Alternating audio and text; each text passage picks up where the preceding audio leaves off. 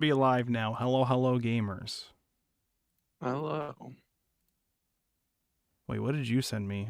Oh, you sent me the zoomed funny in image. dying version of Shadow Man? What is this? Of course. Okay, well. For those of you listening to the stream live now or in the VOD later, before I hit start, we had noticed Shadow's thing was a very tiny version of his Umineko tuber thing, and then Shadow joked saying I should make his picture the Canadian flag, so he is now Canada. You know how The whole thing. You know Azumanga Daioh is a character just called Osaka because she's from Osaka? We're just going to call Shadow Canada now. That's just how that works. Yeah, you're actually. Let's keep the bit. It'll be funny. Okay. Let me make sure we are, in fact, live on these platforms. We are live on Twitch. Good. That's the main one that we always want working. Everybody's favorite platform, Kick. We're also live on. We have so many Kick viewers. Is it still live? It is, in fact, still alive.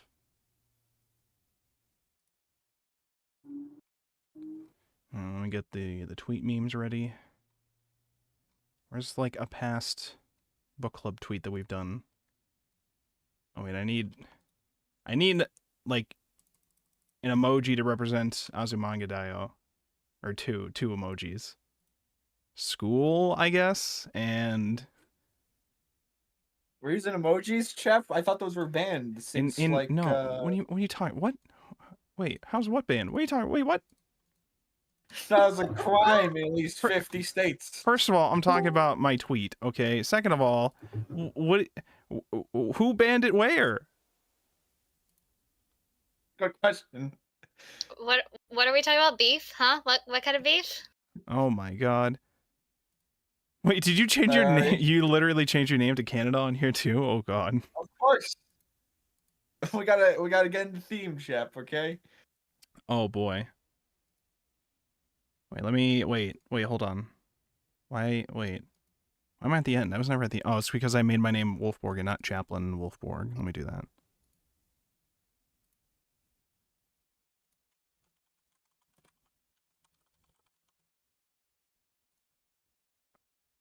Wait. I didn't know if I was going to think of a Azumanga Daioh nickname to use, but I don't really know any right now. Okay, I need to link the stream. Get that link ready.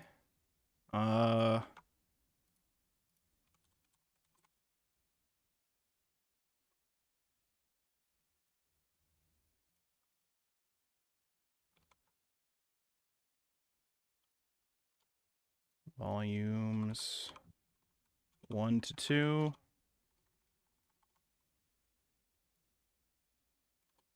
This is episode 62.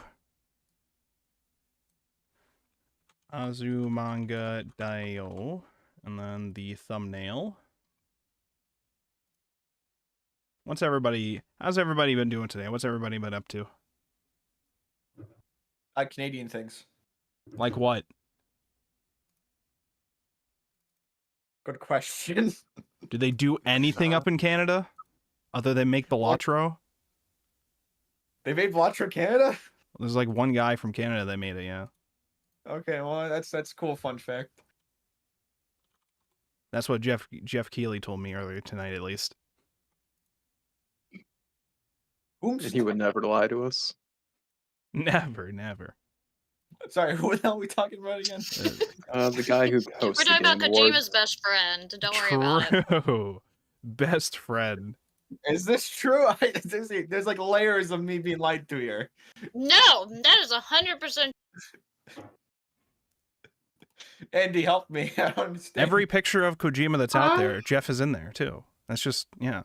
Jeff Bezos? Is that Kojima are friends? no. Yeah, basically. I mean, I mean, he did make the Amazon game. Yeah, he made Death Stranding, so you know this is basically a love letter to Bezos, right? I only know Mads Mikkelsen. I don't know who the other guy you said is.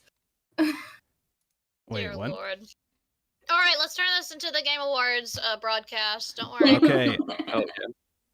I can't wait. Live react to the Game Awards. I can't wait for Elden Ring Shadow of the Erd Tree DLC to win Game of the Year when it probably should be a nominee. Did you see the Elden Ring game announcement? I did. I saw that. That's because why the fuck I not? thought it was going to be a Fortnite clone at first. I did too. I was like, FromSoft Battle Royale? What the fuck? And it was just another Elden Ring. Okay, listen. Elden Ring 2? They already made a second one? Yeah, it was so good. The It's first all- one was so good, they made a second one. It's all Elden Ring. It's going to be like Mario Kart 8. They just keep re-releasing it.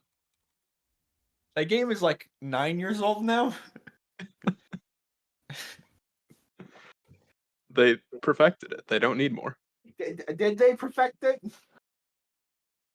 Oh wait, I know. I'll use the speech bubble. They keep doing the speech bubble on the covers and stuff. I'll do the speech bubble emoji. There you go. Perfect. It's perfect.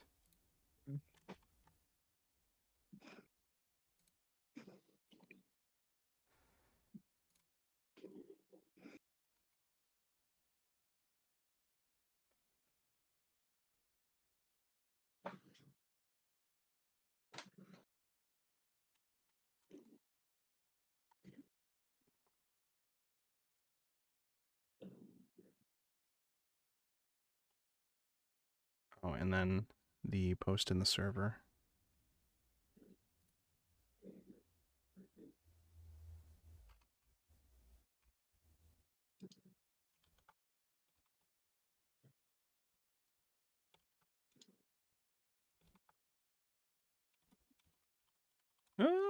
Okay, and then the title, which is right here.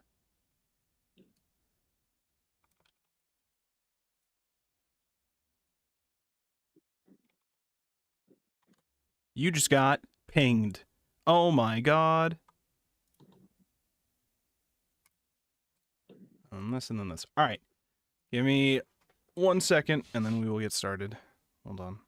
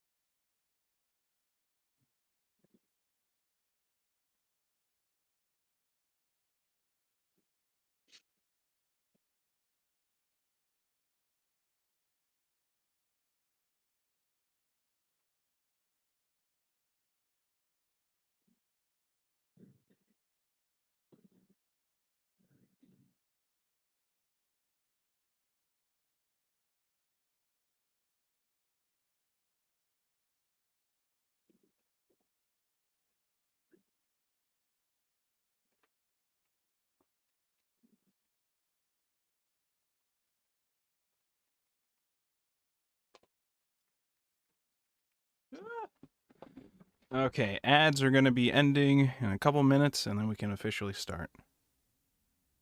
Everything in the world is ready on my end, though. And I do mean everything in the whole world. All right. I spelled Canada correctly, right? Hold on. How do you Got all your how do you popcorn popped? doubt? How do you doubt? Wait, hold on. I think I did, right? Nobody tell him. Anyway, so what See- did you guys? This is where I continue to wonder if Shadow is actually from Canada or if he just makes shit up and then says he's from Canada. This is where I continue to wonder. This is where I continually wonder if Shadow is even on Earth. I still think he's orbiting the planet in his spaceship. It's the only That's explanation impressive. for why he doesn't have mozzarella sticks. That's true. That's the main reason why I haven't gone out into space yet. They're just not out there. But the moon is literally made of cheese. How do they not have mozzarella? Oh yeah, of course. Listen. Shadow, you can fly over to there. Let us know. No, promise I can't confirm or deconfirm. That'd be a crime. Also, then you know I'm an alien. That's not a problem. Oh, then we would know. Then we would know. Of course. The if I truth did comes that. out. The truth comes out. Legally speaking, of course. Wait, I think I took a a couple other Actually, photos. that or Crush from Umineko. You know, that's one tool Based. options there. I took a couple other photos when I was reading Azumanga Daioh. Hold on, let me send them in the chat. Oh boy. And then Sorry, you said it's chapter 33 on AniList that we read. yeah, that's what they list them as, because they list all the parts as a separate chapter too. So it goes up to 33 on there. Wait. We technically read 18 chapters, but on AniList they list all the parts separately. So on AniList you would have read up to chapter 33. Alrighty. I mean, I guess that makes sense. I mean, in reality, the chapters are supposed to be based on the months, but some months have extra parts with them, and AniList just lists all those as separate chapters. And by some, Well, you mean I think most of the months have extra parts, if not all. Yeah, because doing the math, that would I be know only not all of 4 them do. extra. I know I think not like July might not have, but June and July, those ones didn't. The other ones did, I think. Oh, February and January didn't. August wins again, is all I can say. August got 3 parts. I was like, Jesus Christ.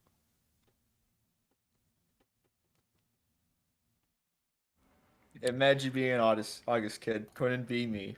All right, let's check to confirm who is here. We have Aztec Brian, Mr. Canada, and we have That's me. Andy, Ari.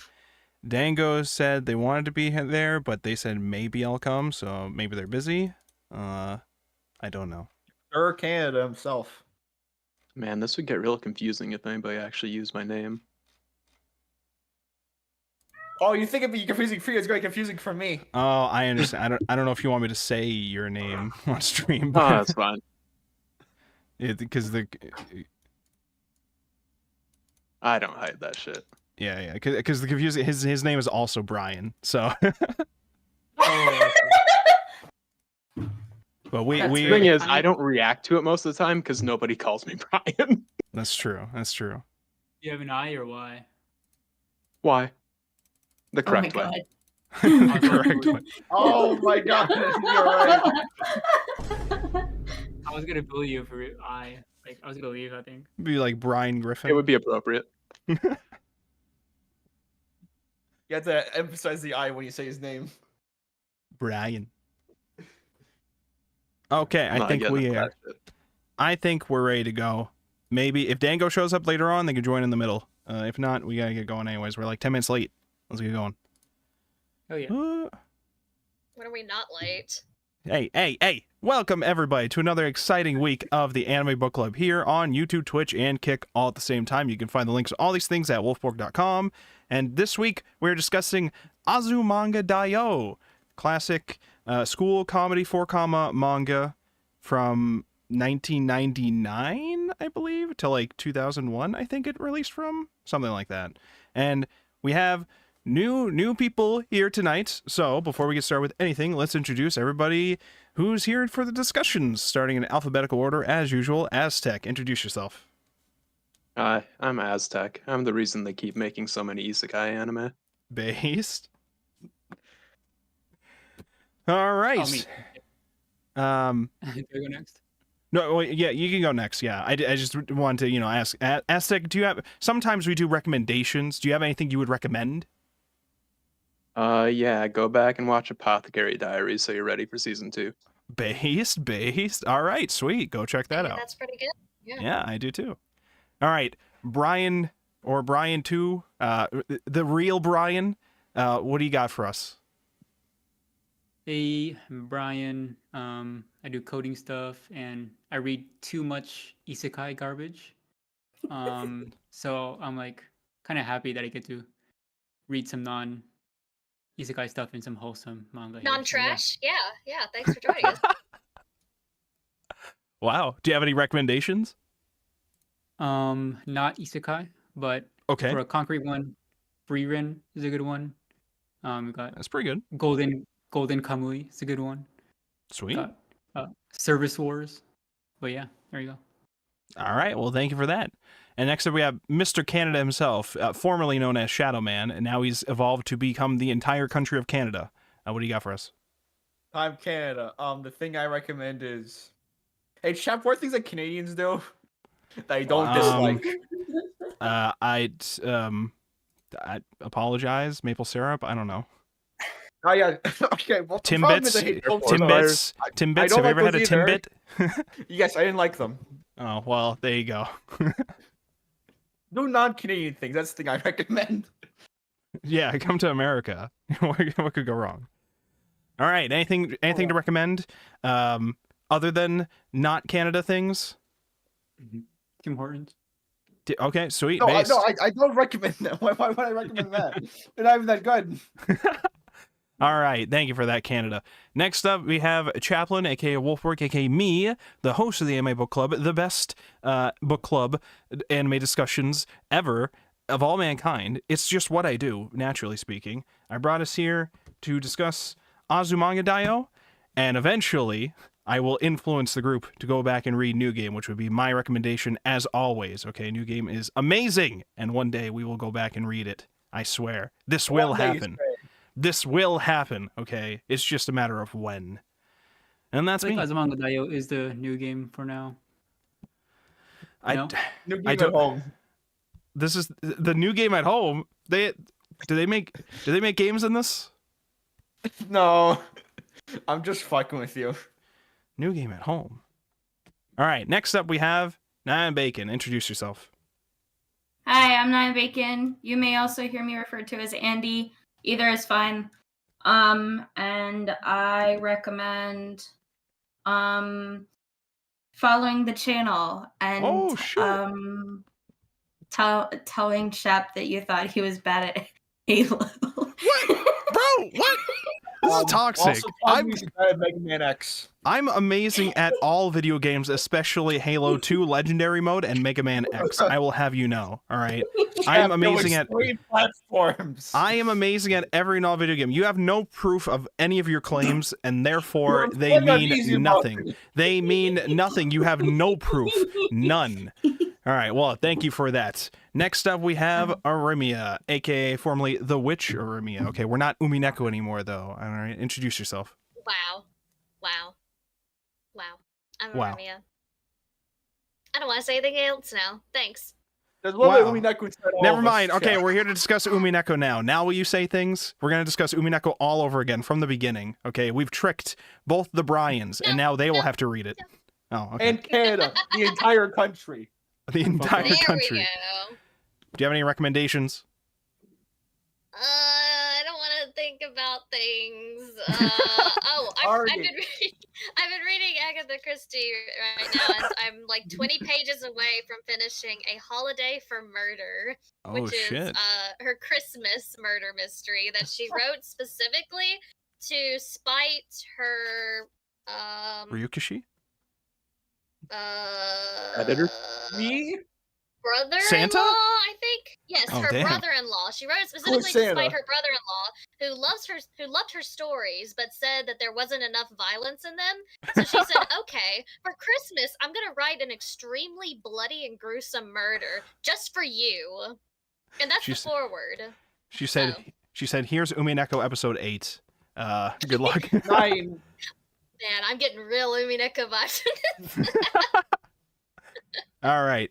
Thank you for that. And now we are ready to begin. There were some other people that were interested in being in the discussion. They're not here right now. They may hop in later. They are more than welcome to join us in the middle of all these talks if they do show up. So, let's begin. Azumanga Daioh, we read the first 2 volumes. There's 4 volumes, and we read the first 2 of them. What are our... Anybody have any general first impressions that they wanted to start off with here? We have... I like Yukari. I do too. Yukari is a very... Yukari and Chiyo are like my favorites, I think. They were like the funniest for me with what's going on with them. What are... So this I is... managed to remember like 2 names. Yukari's the teacher, Okay. right? Yes, Yukari was the teacher. How would you describe her? As like the She's the immature one of the 2. Yeah, very Yeah. immature teacher, because she has a... There was the other one was a let me see if I get this right. Minamo, Kurosawa? Minamo sensei. Kurosawa? Minamo, right? Miyamo? Okay. Maybe. Oh yeah, because they keep Yeah. calling her Nyamo. Yeah. So we had those two teachers. We also have like a creep male teacher guy who they keep bringing in Kimura. for Oh, yeah. awkward jokes related to that. We had the main cast of our schoolgirls. We have Sakaki, who's like the strong looking, cool looking character who actually just likes soft and cute things. But so there just keeps being running jokes about her wanting to like go pet cats, and then all the cats bite her. I think one of my favorites was like she read in a magazine that there was like a cat cafe somewhere, and then she immediately went to go bike to it, and she came back like with like bandages everywhere, saying they jumped me. Like she got the shit kicked out of her by a bunch of cats. We had Chiyo, who is the she's like 10 years old. She's 10. Is she 10? Yeah, she's 10. She turns 11, I think, like partway through, but yeah. Yes. So she gets transferred into the high school at 10 years old because she's just that smart, I guess. She also is the rich character who comes from a rich family. They like go to several like vacations at like her big ass house and like summer house and shit like that. So you gotta have the rich friend in the group for them to do wacky other shit. It's just what you do.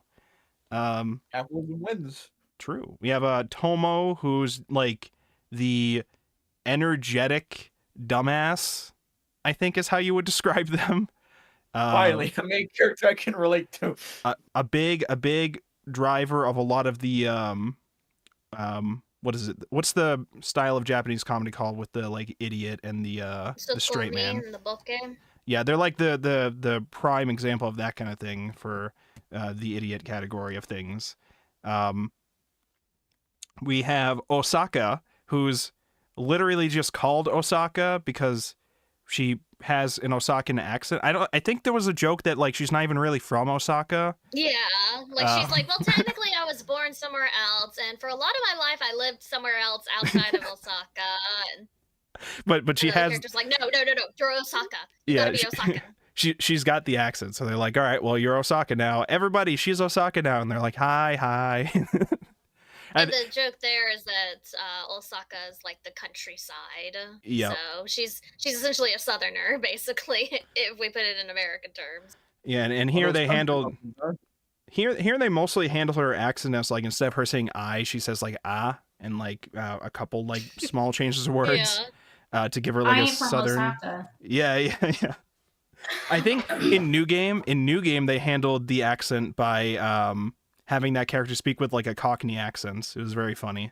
But yeah, here it's just a couple like shifts with like her speak. It actually kind of, because we've noticed this too when we read Summertime Rendering with the the Kansai accent stuff that they're trying to do. There is a lot more present. That's why we still have the meme of woke, like we keep bringing up. That's instead of saying woke, okay, they say woke. Okay, it's okay.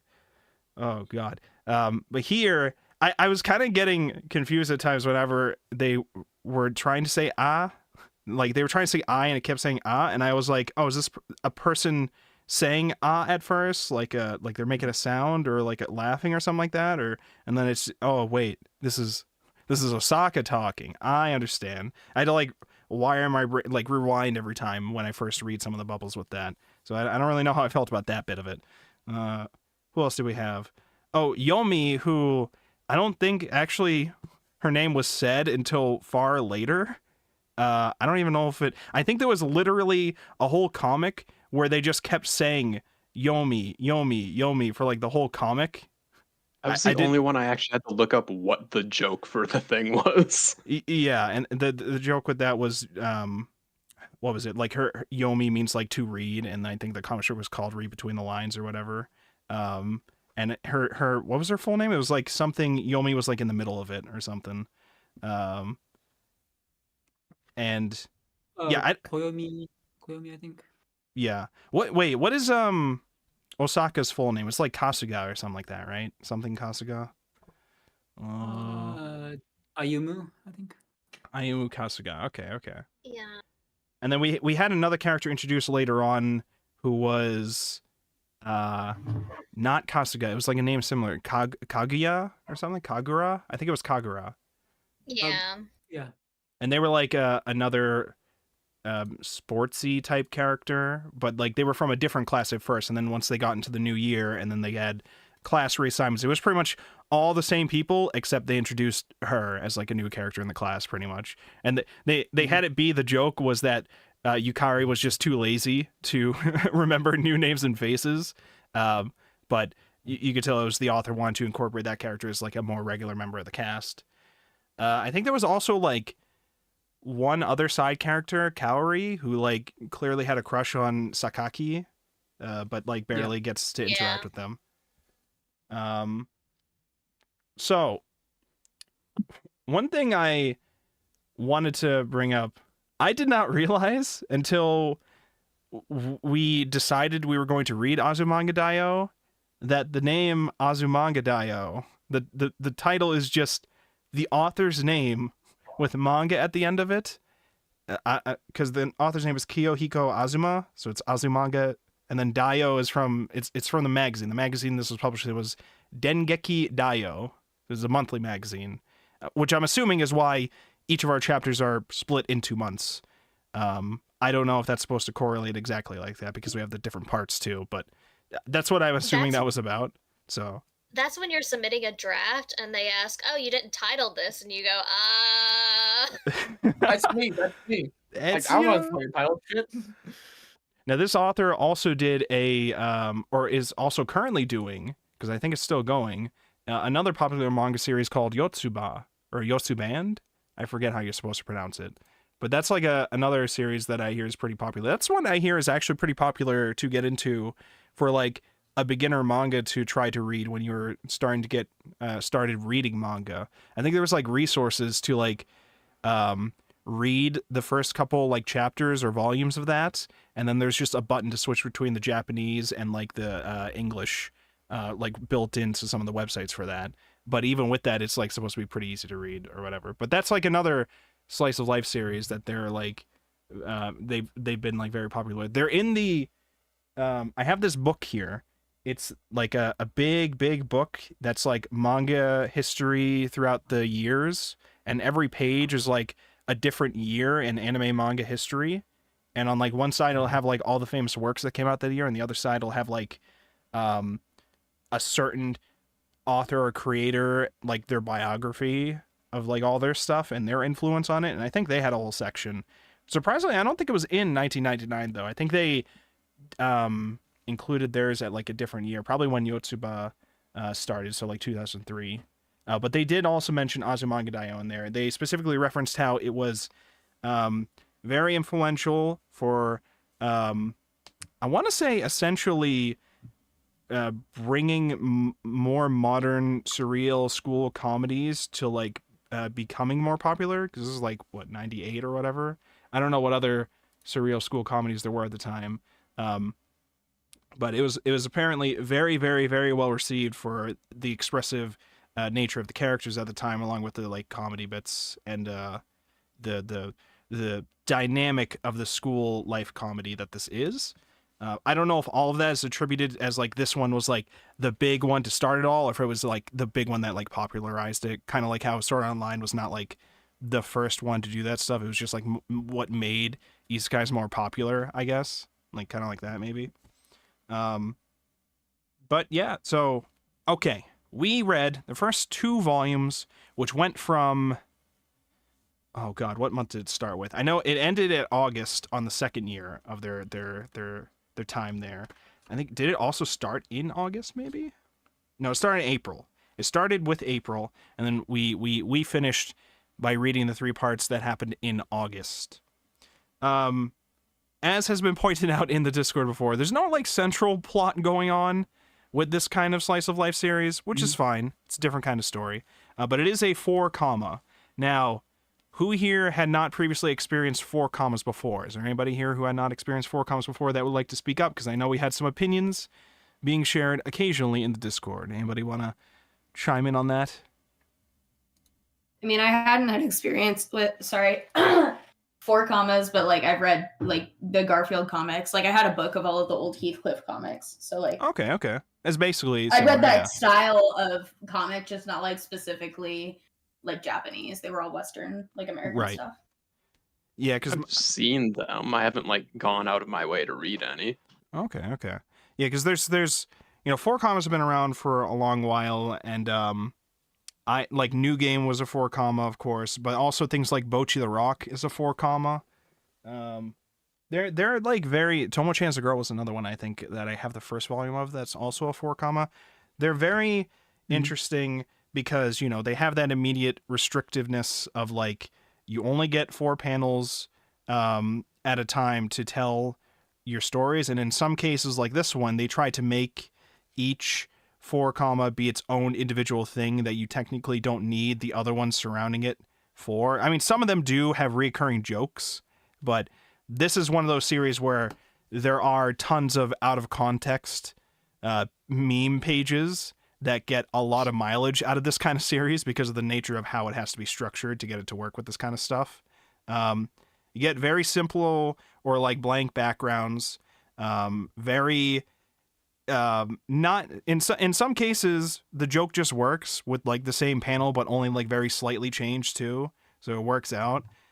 With something like New Game, that one it's a 4 comma, but also there's like a lot of heavy dialogue going on between the characters, and there is an actual like progression of like things happening with that in terms of like the events happening. The manga makes it appear less so at times than how the anime presented it in terms of that. But Azumanga Daioh, from the one episode of the anime that I've seen, I think I've seen either 1 or 2. It might have been 2.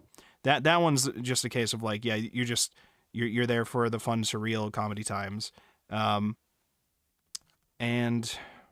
what I actually else? forgot until just now that Sasaki and Miyano is a 4 comma.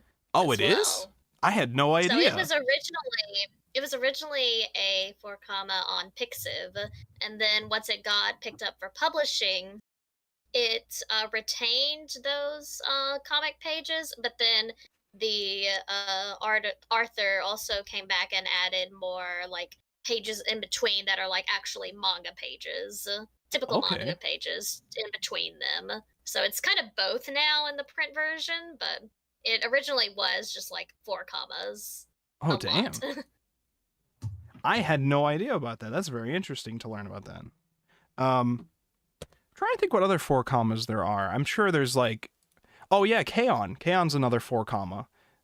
That's also another series that's like the manga for that is very short.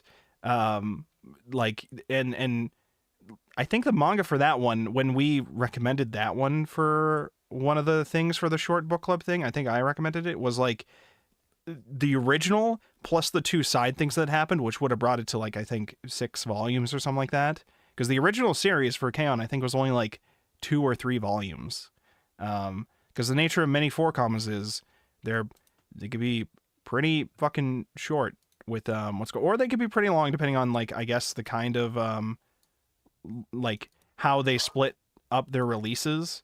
Because many of these are like they release their 4 commas as like monthly releases, like Manga Time Kirara Carrot or whatever, like the Kira, yeah, Kirara or whatever. That magazine is just exclusively 4 commas, usually Yuri or Yuri coded, very very cutesy seinen releases, and I have a couple like physical print versions of those, and those are pretty interesting times. I enjoy 4 commas, I think, but it is also hard at times to keep myself invested in some of them when they're like monthly releases or whatever at the time.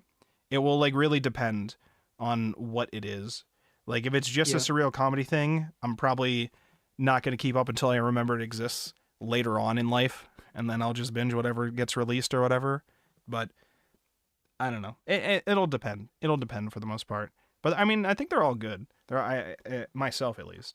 There are a couple cases here where we get full-on comic pages, but those are mostly for like the specials, I think.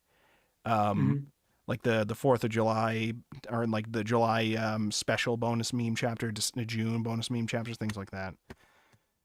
Brian, were you gonna say something?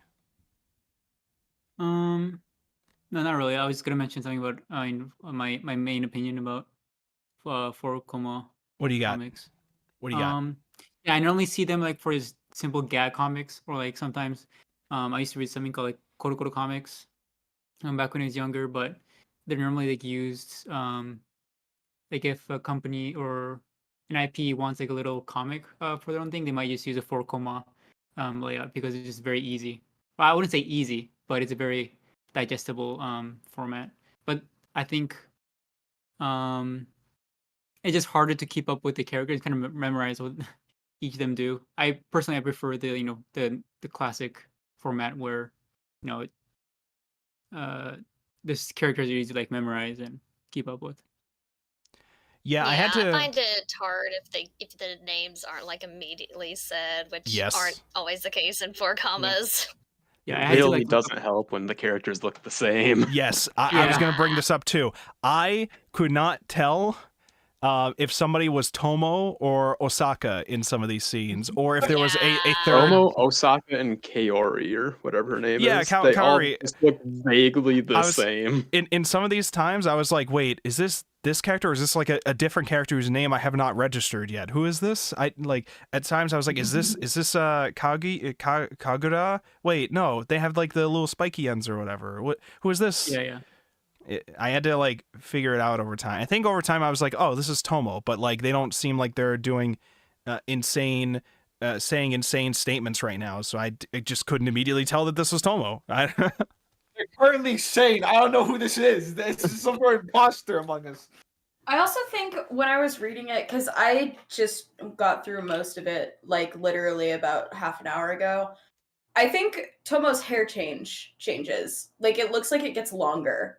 It might. Later, I thought. which, like, Yeah, I thought that too. like it's in and of itself isn't that big of a deal, but it's like it didn't help when it was like the new characters that they're introducing could be so minor that it's like, okay, is this Tomo and like the style has changed a little bit, or is this a new character that I'm supposed to know? I had wondered if there was like a throwaway line about her hair growing out that I just missed or whatever. I was like, wait, that's her? I thought that was Osaka for a second, but Osaka, like, Yeah. they have like Osaka, I think, has longer hair all over, whereas Tomo just got longer hair in like the back, I guess. I don't know. I think the other thing is that Tomo's hair has a little bit of a curl at the end to it. Oh yes, sometimes. that was it. So sometimes. You know what I think it might have been? You know what I think it might have been? It might have been once they introduced Kagura as like a main member of the cast. They're like, okay, she has to be the one with the short hair all the time, and then they just maybe adjusted Tomo. That would I don't know. explain it. Yeah. Yeah. That would make sense. But I totally felt the same way with that. Maybe it was like one of those things where it was like, was it always like this? And I didn't look back to like check and confirm if it was like different or It whatever. was not but always like that. it felt like it was, so I don't, yeah.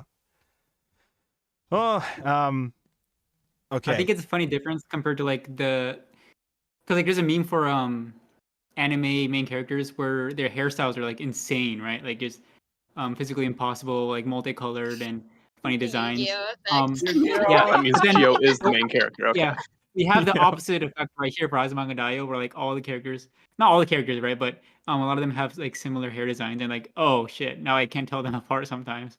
Yeah, I want the crazy ones now. Yeah. I've just realized we've been blocking Sakaki's face this whole time on the stream, Yeah, so I'm gonna move us a bit.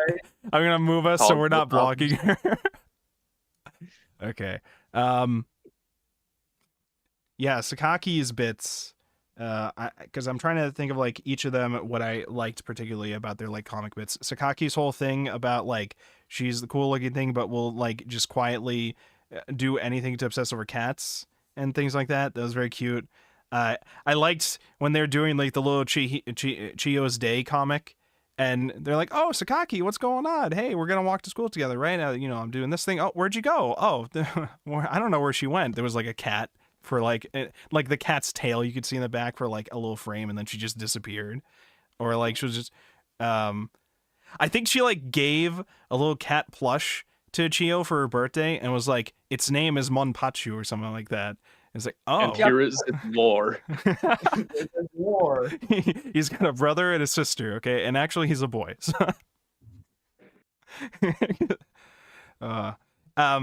There's the running bit. There's like multiple running bits with Chiyo where it's like, okay, this is a small little creature who is now a high schooler. They vote her to be the class rep because the previous class rep was just some guy that Yukari just picked because she was bored or whatever, I think, and just didn't want to deal with it. Oh no, I think she picked him because she was like, you look like a class fucking representative. Yeah, you look like that kind of guy. You're in charge now. And then he was like, okay, does anyone want to be the rep this time?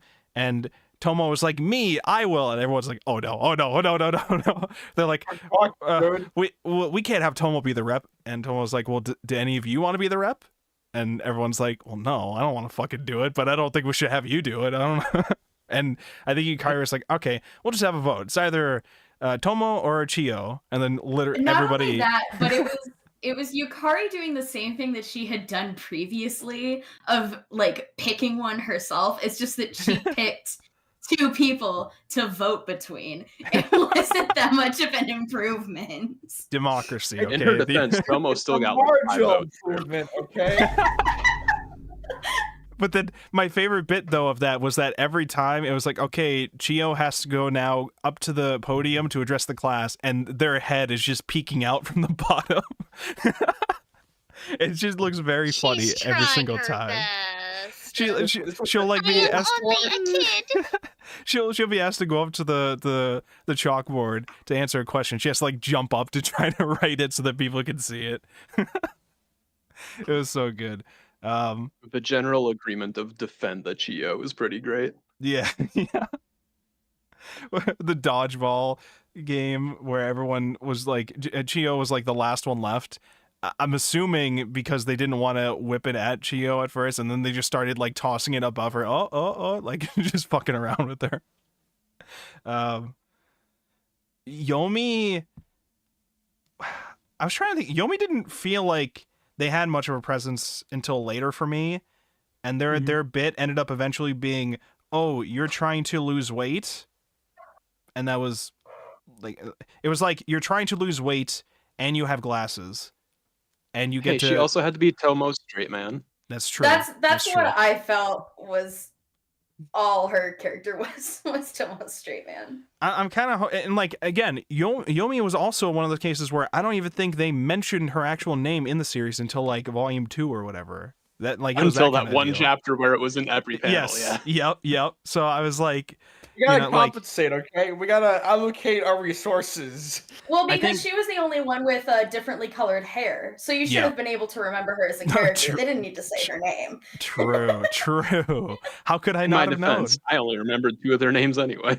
I have a page open. Mood. Osaka's bit was just I have Osaka accent. I was trying to think what else she had going Also, on. that she's stupid. She's a space cadet. Oh yeah, she was also an airhead too. Tomo was just more energetic with being an idiot. Osaka was just more like spaced out idiot. Doc is that one stoner friend you have, just the constant shower thoughts. What was one of them like? Why would Piper pick a pickled pepper or whatever? Why would he do that? And I think the teacher said that out loud at some point, and Osaka was like, "Yes. See, I've been saying this. This is what I've been saying. No one's listening." Tyler's like insane theories. That's the way it is. The panels of her chasing the floaters in her eyes, I honestly felt that because I do that shit too. Not so obviously, but it's something that I was a little kind of, if I had been the artist, I would have been pointed out that she gave herself a headache doing that, because that's usually what happens when I try to chase my eye floaters. is Well, it give gives her me a a 4 headache. comma. That would have been the next panel. A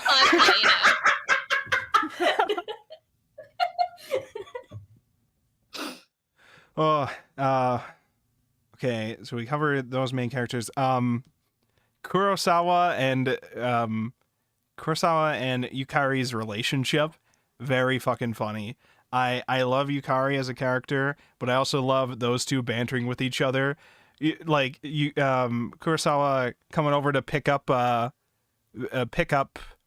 Yukari and talking to the mom in the intercom, and the mom's just like, sorry, Yukari says she doesn't want to go to work today. And she's like, all right, I'm coming in. Yes, please talk sense to my daughter, please. I think consider. I think I screen capped and posted on the channel this one bit that I think I burst out laughing for, and it was they were like all hanging out at like a summer trip or something like that, or like a sleepover thing, and they were watching the girls, and they were getting into talks about like summer relationships or whatever, and they ask if Kurosawa has like was seeing anyone, and she was like, oh no, I'm single. And then Yukari's just like, well, sure wasn't single last summer. And I was like, well, wait. I was like, there's like layers of this joke. I'm like, is the implication they fucked last summer? Is the implication that she saw somebody and it went wrong last summer? Like, I was just like, this is so out there. Why did you just bring this up? Holy shit! What the fuck? It's the integral part of the plot. That's the thing, is they proceeded to build on it. That happened at one of the summer vacations, and then they built on it then the next summer vacation when Yukari was complaining about how she kept using her neck to practice tying ties. Yes. What that was brought up because they were trying to show off putting on the yukatas and tying them properly and things like that, and it was like only like her and Chiyo knew how to like do it, because they keep bringing up how Chiyo is like more mature than everybody here at times, or like more experienced in taking care of herself than everybody else probably is, including the teachers, which is very funny. But most of that is because seems to be implied because of the whole you are from a rich wealthy family type buff going on. But also it sounded like she's making the dinner for the parents and shit stuff too. Me being myself, my angst bells started going off when during Chiyo's day, look into Chiyo's day, she went to quote unquote wake her parents. But we haven't seen how much food she buys for her and her parents. We haven't seen her parents. We haven't even heard from her parents. Like, at least with Yukari's mom, like Yukari obviously You thinking lives this with her is turning into a horror mag? We haven't seen anything about Chiyo's parents. Well, and Osaka keeps having those dreams. No, we saw Chiyo's dad. Oh, yeah, we saw her dad. That's true. That's true. That's true. The cat off creature in thing. the sunset. Chiyo invading the New Year's dreams of everybody in the cast was amazing. Chiyo couldn't have her own because all of her dream energy was being expended being in other people's dreams.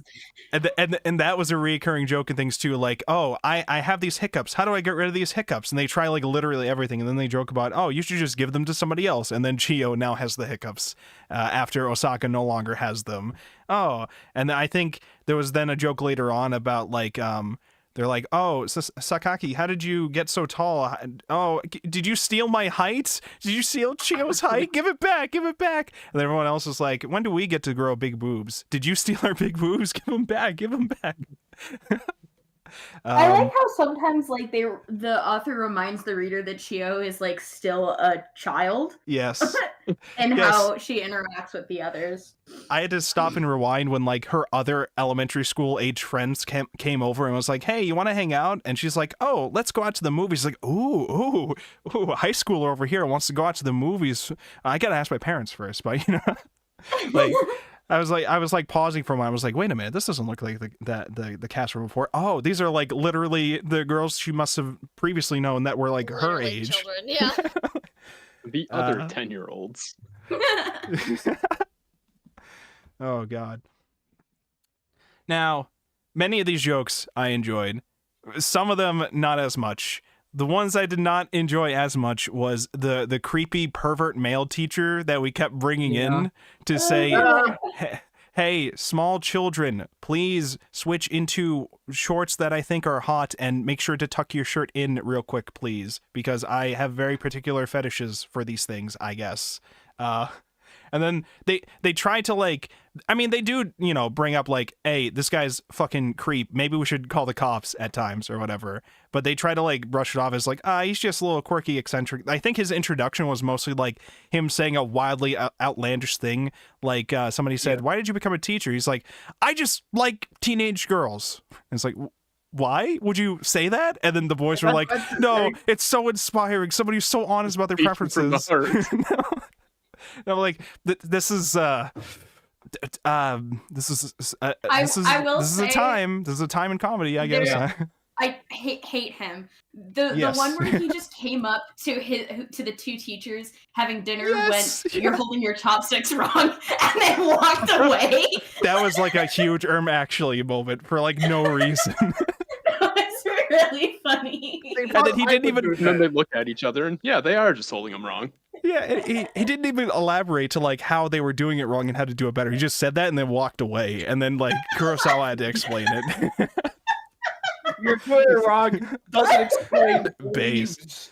Oh my god. The other joke they had with him is that he actually has like a beautiful like wife.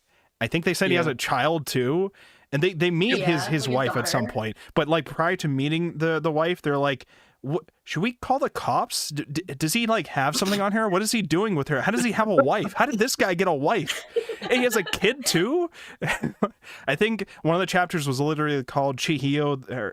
I keep saying Chihio. It's Chiyo. Chiyo the lawyer, where she was like, well, maybe, he doesn't have a kidnap. Maybe like he just sees his good qualities or whatever. And they're like, what do you I think I look down on her if she is interested in him. I don't know. There's bits like that. I'm pretty sure even the wife couldn't think of something that she liked about him. Kind of paused her. It's the Kimura character bothers me a lot. Like that's her only response. Oh, he exists. He's a thing. Look, okay, this is proof that anyone can get a wife. All right, I don't know what to tell you. The Kimura character is really weird for me because like the common excuse is like, oh, it's manga from like 20 plus years ago, it's a different time. But even then it feels very out of place for me because the rest of the manga is very, very wholesome, right? All these and you gotta balance it out. I'm not gonna call it wholesome. He's definitely the most extreme part of the manga, like by far. But wait, you mean like excluding Azumanga Daioh? Would you say it's not wholesome or what? No, I mean, there's plenty of perverted jokes in the manga. No, I mean like excluding Kimura, it's a wholesome manga. Or did you disagree with that? They constantly make jokes about that one girl's chest. Or like there was an entire that's true. scene about the teacher explaining sex at the beach. I think at one point they see somebody with a tan on and they're like, oh, you look like you've been playing around, and they have to explain to Chiyo like, oh, we don't mean like playing around like toys or whatever, we mean something else. She looks like a gyaru now. Like, oh yeah, sometimes I see the boys from elementary school have tans too, and I always think they're playing around, and they're like, Chiyo, no, Chiyo, this is not what we mean. This is not what we mean. Don't go saying this to other people. I think there was another bit where Kurosawa gets drunk and rambles on about something related to like adult time being very sexy, and then says a whole bunch of stuff that we don't see, which Chiyo then repeats to her the next day, and she's like, where the fuck did you learn that? We're tainting this tiny child. Not good. This is like that one bit from your D&D session where one of your people got drunk and like accidentally sold the important thing. Oh my god. Oh my god. That was a whole adventure thing with that. Listen, I still have the recording of that. It's a funny moment, okay? It was a very funny moment. Listen, do you know the true worth of this item? Yes, we know. We just need to steal this thing. It was the whole thing. Listen, so, what else was there? I'm trying to think what my favorite bits from Yukari were, because there was a lot of bits from Yukari that I really, really liked. I think there was one that was like, you came to my house. That's a surprise. Normally I have to come pick you up. Yeah, my neighbors are doing construction. Anyways, I'm going to bed. Just goes to sleep in their apartment when they're like supposed to go out to school or something, probably. I think they're like constantly like in debt to Kurosawa, and they're like, all right, you want to go out to drink? It'll be your turn to pay, and then I'll get you next time. They don't get the next time. No, you won't. They do the Like my sports. Oh, say that again. Oh, sorry. I think my favorite Yukari bit was the AC one. She's like, they should really spring for AC for my classroom. And then the gym teacher's like, how do you think I feel working outside? That's not my problem. This isn't about you. Yeah, this ain't about you. They did the sports festival contest bet thing where they had like money on the line, and she was like, okay, what can I do to motivate you class students to win? And they're like, can you buy us all like a drink? And they're like, well, a drink will cost this amount of yen per each. Yeah, sure, yeah, I could do that. So work hard and we gotta win.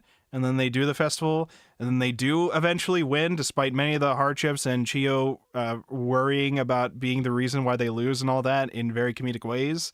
Then they do win, and they were like, okay, here's your money, and now I'm going to take that back because you owed me that. And now she supposedly has to, in debt. He even mentioned like another 10,000, yeah. Yeah, had to... Because there's like, what, 30 kids in the class or whatever, and it's like 100-something yen each. It was like, all right, well, you lose money in that end, too. So that's like another $30 down the drain. Yeah, the Yukari bits were pretty good. What were some of the sports festival thing? It was like Chiyo is very tiny, not good at running, not good at tug of war, not good at a lot of things, but surprisingly... worked out well when it came to cheerleading, because everyone's like, oh, she's adorable. I guess. Or some other bits. Or some bits. What Did we get to the bit where they just took off Chiyo's hair? Yes, that was a constant recurring bit that I loved. It was was it Osaka? Daydreaming. Yeah. Osaka's constantly like falling asleep in class, and when she does, she'll like have these like dream/nightmares about Chiyo's hair. Why do I keep saying Chihiro? Chiyo's hair, where like it can detach, and at one point they thought it could let Chiyo fly, and that it was actually taking over her, and she took it off her. She was like, I'm gonna save you, and like it looked like Chiyo just shut down and killed her. She's like, oh no, I'm so sad, I'm gonna fly into the sun now, bye. And then lets the hair take her away. Great job, Icarus. Yeah, I like this. I like that bit a lot because it kind of reminded me of Nichijou a little bit. Kind of like made me think that maybe this influenced Nichijou a little bit as well. Yeah, I think the absurd like bit thing. Yeah, I think they had a bit like that in K-On! Too, where they made it look like the eyebrows could come off on one of the characters. I forget if that was an actual bit or if that was like an edited meme bit. I don't remember, but I was thinking about that too. But definitely Nichijou as well, because that was like a thing with one of the characters specifically. Nichijou had an whole like episode or segment based on the little things from their hair, where they came from, and I think it ends with them just landing in place on her hair. Oh yeah, the cubes. The cubes in the hair. I like the super like unrealistic bits, like with Chio's hair and like her dad. Yes, yeah. Yeah, they're really entertaining for me, especially when it's a slice of life. When slice of life like comics kind of become super unrealistic, I think. Those are the most enjoyable for me. And they kind of remind me of Nichijou too a little bit. I remember Chiyo very excitedly going, hey, I want to try palm reading. Sakaki, please let me try reading your palm. And it's like all bandaged up and clawed to shit from cats. And she's just like, I don't know what to do with this. I can't read it. Oh god. The cat's biting Sakaki every time she tries to pet them bit. That was where the Junji Ito meme about being like, all right, I'm a horror manga artist. We're going to watch some clips here, very scary clips. And it immediately opens with like that clip where she gets her hand bitten by a cat. And he's like, oh, that was very scary. Huh? That's one of my favorite anime clips. Okay? Junji can never draw this. I don't know what to tell you. I keep a good frame. His pen will be shaking. Okay. What other bits did we really enjoy? Is there any other special comics people remember particularly that we want to shout out here? Kagura thinking Sakaki's her rival. Sakaki yes. not knowing who Kagura is. Like, who are you? Who? Come on, we're rivals now, I guess. And then Tomo was like, what about me? He's like, who are you? I don't. Oh, you were the idiot. That's who you were. What the fuck? I think another small bit was the Kaori one. Her having a crush on Sakaki. There were a lot of Yes. Sakaki-centric bits as well, yeah. I think Kaori was the one who was like, they came back from the summer trip, and they were like showing off the photos of it. And Kaori at first was like, "Oh, I was busy with a club thing that I had to do." And then she looks at the photo and she's like, "Oh my god, you all hung out together, and even the teacher was there. Why wasn't I there?" And they were like, "You literally just said it was because you were busy with the thing." What? And she's like, "No, I wanted to be there. I wanted to hang out with Sakaki." I think it was the implication. Yeah, I think it was a picture of Sakaki like sleeping with someone else. Yeah. And I like Tomo picking Chio as a rival. Yes. And Chio getting super competitive over anything that can be scored. the karaoke. Oh, there's scores involved with this. She's like intensely looking at the song list. She's like, lock in. I think they used that opportunity to try to add a little bit about Yomi. They were like, wow, Yomi is like really good at school and sports, but she can't sing for shit. But she likes singing. And I was like, all right, give yourself a little Yomi moment there. Get a little Yomi moment. We'll take those. I think one of my favorite Yukari bits was, all right, kids, we're gonna do a math test today. This one was by Kurosawa. I'm gonna try it too. And then she was like looking around, making it look like she's making sure everybody's not, making sure everybody's doing the test, walking around the room, and she's just copying answers from people as she's walking around the room. Yeah. I like the one with when she was shit talking her own students. Yes, yeah. And the principal has to be like, why do you keep saying, and they were like, we're talking about the guy we hate, the male students we hate the most or whatever, the males we hate the most. And the principal guy's just like, why would you say stuff like that? And then he walked away and like, God, I fucking hate him. Piece of shit. But she's also doing it specifically with the female students. So. Yeah. Yukari's supposed to be like fresh out of college, right? I think so. If not, it certainly feels like it. Yeah, she definitely feels like early 20s. She's very relatable though, definitely. She was also the one, I think, who did the bit where it was, all right, class, I don't feel like teaching English anymore. We're gonna try math. And then she took 2 seconds with it. She's like, all right, fuck that. We're having PE class right now. Let's go outside. And they just start, I think she was like, okay, let's try soccer. I'm the Nakama or whatever, or Nakaka or whatever. And they're like, what is that? What are you talking about? And then they're just like playing soccer, and she's like getting it wrong the whole time. Sakaki just like takes the ball once, and she's like, no, that's not how you play. All right, we're playing something else. We're playing, I don't even remember what they went to play afterwards, but that's when they went to dodgeball. And then it was just, oh no, little Chio, I don't want to whip the ball at Chio right now. Let me just whip it at Tomo instead. And then eventually Chio was like the only one left. And I was like, well, let's just toss it around and watch the little creature suffer without like directly hitting her with the ball. Because that feels cruel too, I guess. Yeah. I did like the translation notes that we got for this. At least in my version that I read it, because I have the official like printed omnibus release or whatever. So I got a couple like translation notes explaining a couple things, things like clarifying the situation when it comes to Japanese schools compared to schools over here. We typically do, at least here in America, we do like usually for like high school it's like 4 years. But over there, they typically have a lot of their schools, like middle school and high school, set to like 3 years, and they have trimesters. So they'll have each new year for them, I think, starts in spring. So we started like in April to start like their first year there. And then it goes to spring to summer, and then you have summer break. Then you have fall to winter, and then you have winter break, and then you have like the beginning of the next year up until spring. is how they typically structure it. So we get 3 years of them going to high school. So we basically covered the first year and then like half of the second year, I think, with this. Yes, I believe that was the or yes, we did because we started in April and we ended in August, so we got like a year and a half through their stuff, which makes sense because that is half the manga. So the next half is going to cover the final year and a half of the 3 years.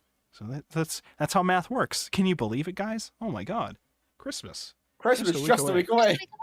Didn't they have a Christmas bit? What was their Christmas bit here? They had a little Christmas thing at some point. I think it was some they I give thought a that was the dreams. That was the weirdest dreams. Well, I think that was after. That was like New Year's dreams. They're like first dreams of the new year.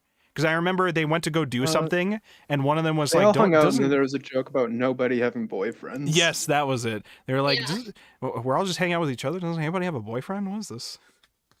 And that's I think when they eventually brought up asking about Kurosawa seeing somebody. I think, and then we get to the roast / Yuri implications. I couldn't tell. Maybe both. Who knows? Yeah. What else was there? There was like a lot of funny bits. I really enjoyed reading a lot of these comics. I had to like stop myself though at times and like go back and reread some of them because I kept getting into modes where I'm like trying to make sure I read it all in time for book club because I'd read like the first volume and then I didn't get started reading the second volume until like later on today. And I thought to myself, it'd be pretty quick to read through it, but it's really not as quick of a read for me as least because I want to be able to appreciate each of the jokes because if I'm not, then there is literally no point to me reading this because that's literally all this is, right? It's not like there's like an overall plot that I can follow.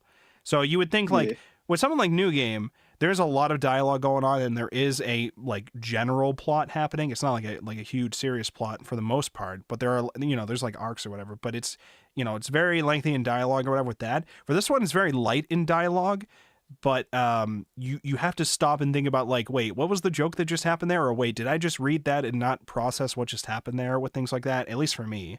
I think, one of the ones where it's like, oh, Sakaki just did a claw game. I had to step back and be like, oh, wait a minute. The joke there was she got 2 cats in the claw game. And she's like, oh, it's going to be a good year because I got 2 cats in this. This is a good sign. And then like a cat immediately like walked away from her. She's like, well, maybe, hopefully. I don't know. We'll see. We'll see about the next year. What was it? Kurosawa and Chiyo meeting each other at the market because Kurosawa was like, I don't got money, so I'm just gonna make something at home. And Kurosawa's like thinking like, okay, maybe I'll just make some curry. I don't know. And Chiyo's like, oh hey, I'm making dinner tonight. I went to go pick up some ingredients, so I'm making this and this and this and this and this. It's gonna have this. It's gonna be cooked like this. And Kurosawa's just like, I don't know what I'm having tonight. I just, it was like, oh, well, you were just thinking curry a second ago, but apparently now you feel like you're being outdone by the literal 10-year-old over here. I'm trying to, I don't really know if it seems at times like Chiyo is there because she is the genius. She's supposed to be very smart and that's how she is there. But also in many cases, I felt like they were trying to make a joke where she was not at all a genius. And I don't mean in terms of like, oh, she just doesn't have common sense about certain things. I mean, like, I think they would like literally ask her an academic question and she would just be like, well, I don't know or something. I think that was early on, at least. That was like one bit. I couldn't remember. There was one time where she didn't know how to use a computer, but then she learned it really quickly. Oh yeah, that was true. Yeah. And then she was like, they play her as a genius about like learning things quickly, not that she literally knows everything. Okay. I like her. I think she's neat. The little creature that peeks her head up from behind the little podium. I think we see Chiyo, we protect. It's true.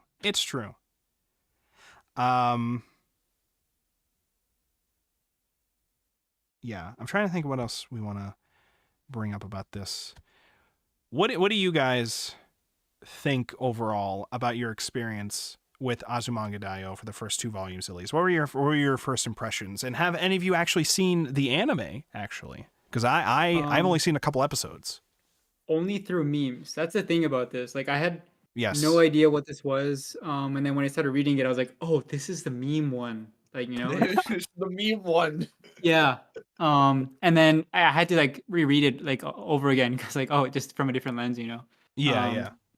From the meme Yeah. lens, I And- understand. Yeah.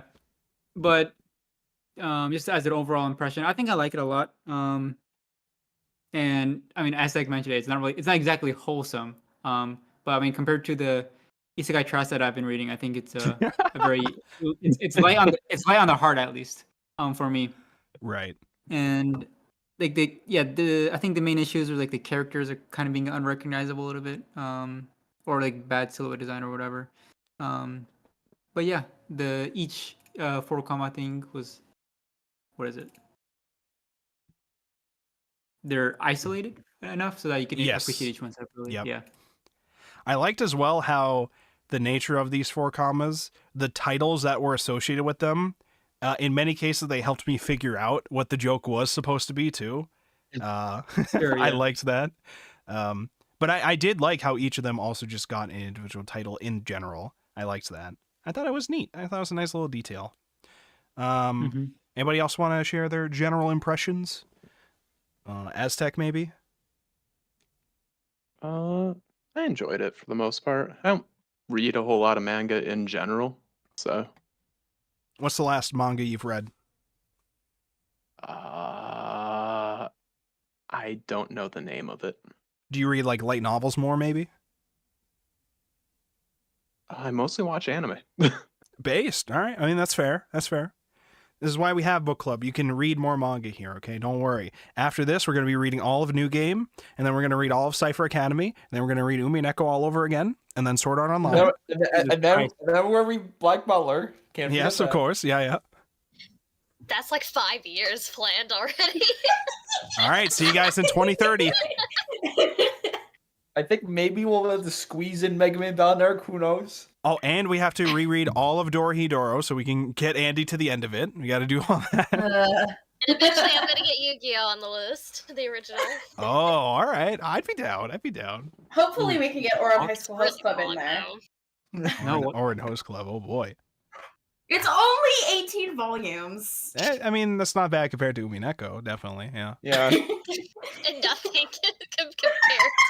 How many volumes was Umi and Echo in the end? Like 60 or some 50. shit? 50? 50 Jesus. something. I'm pretty sure it was 50 even. Jesus. Jesus. Oh dear My lord. God. The original Maybe Yu-Gi-Oh 50. manga is 38 volumes. Oh, boy. Can't And wait to that read doesn't Yu-Gi-Oh. include the 5-volume spin-off made by the Card Fight Vanguard creator. Was that Yu-Gi-Oh? I forget that. Yeah, Yu-Gi-Oh! Well, still not as long as Umi and Echo, so. Are. We can do Umi and Echo, we can do anything, okay? Except One Piece. Yes.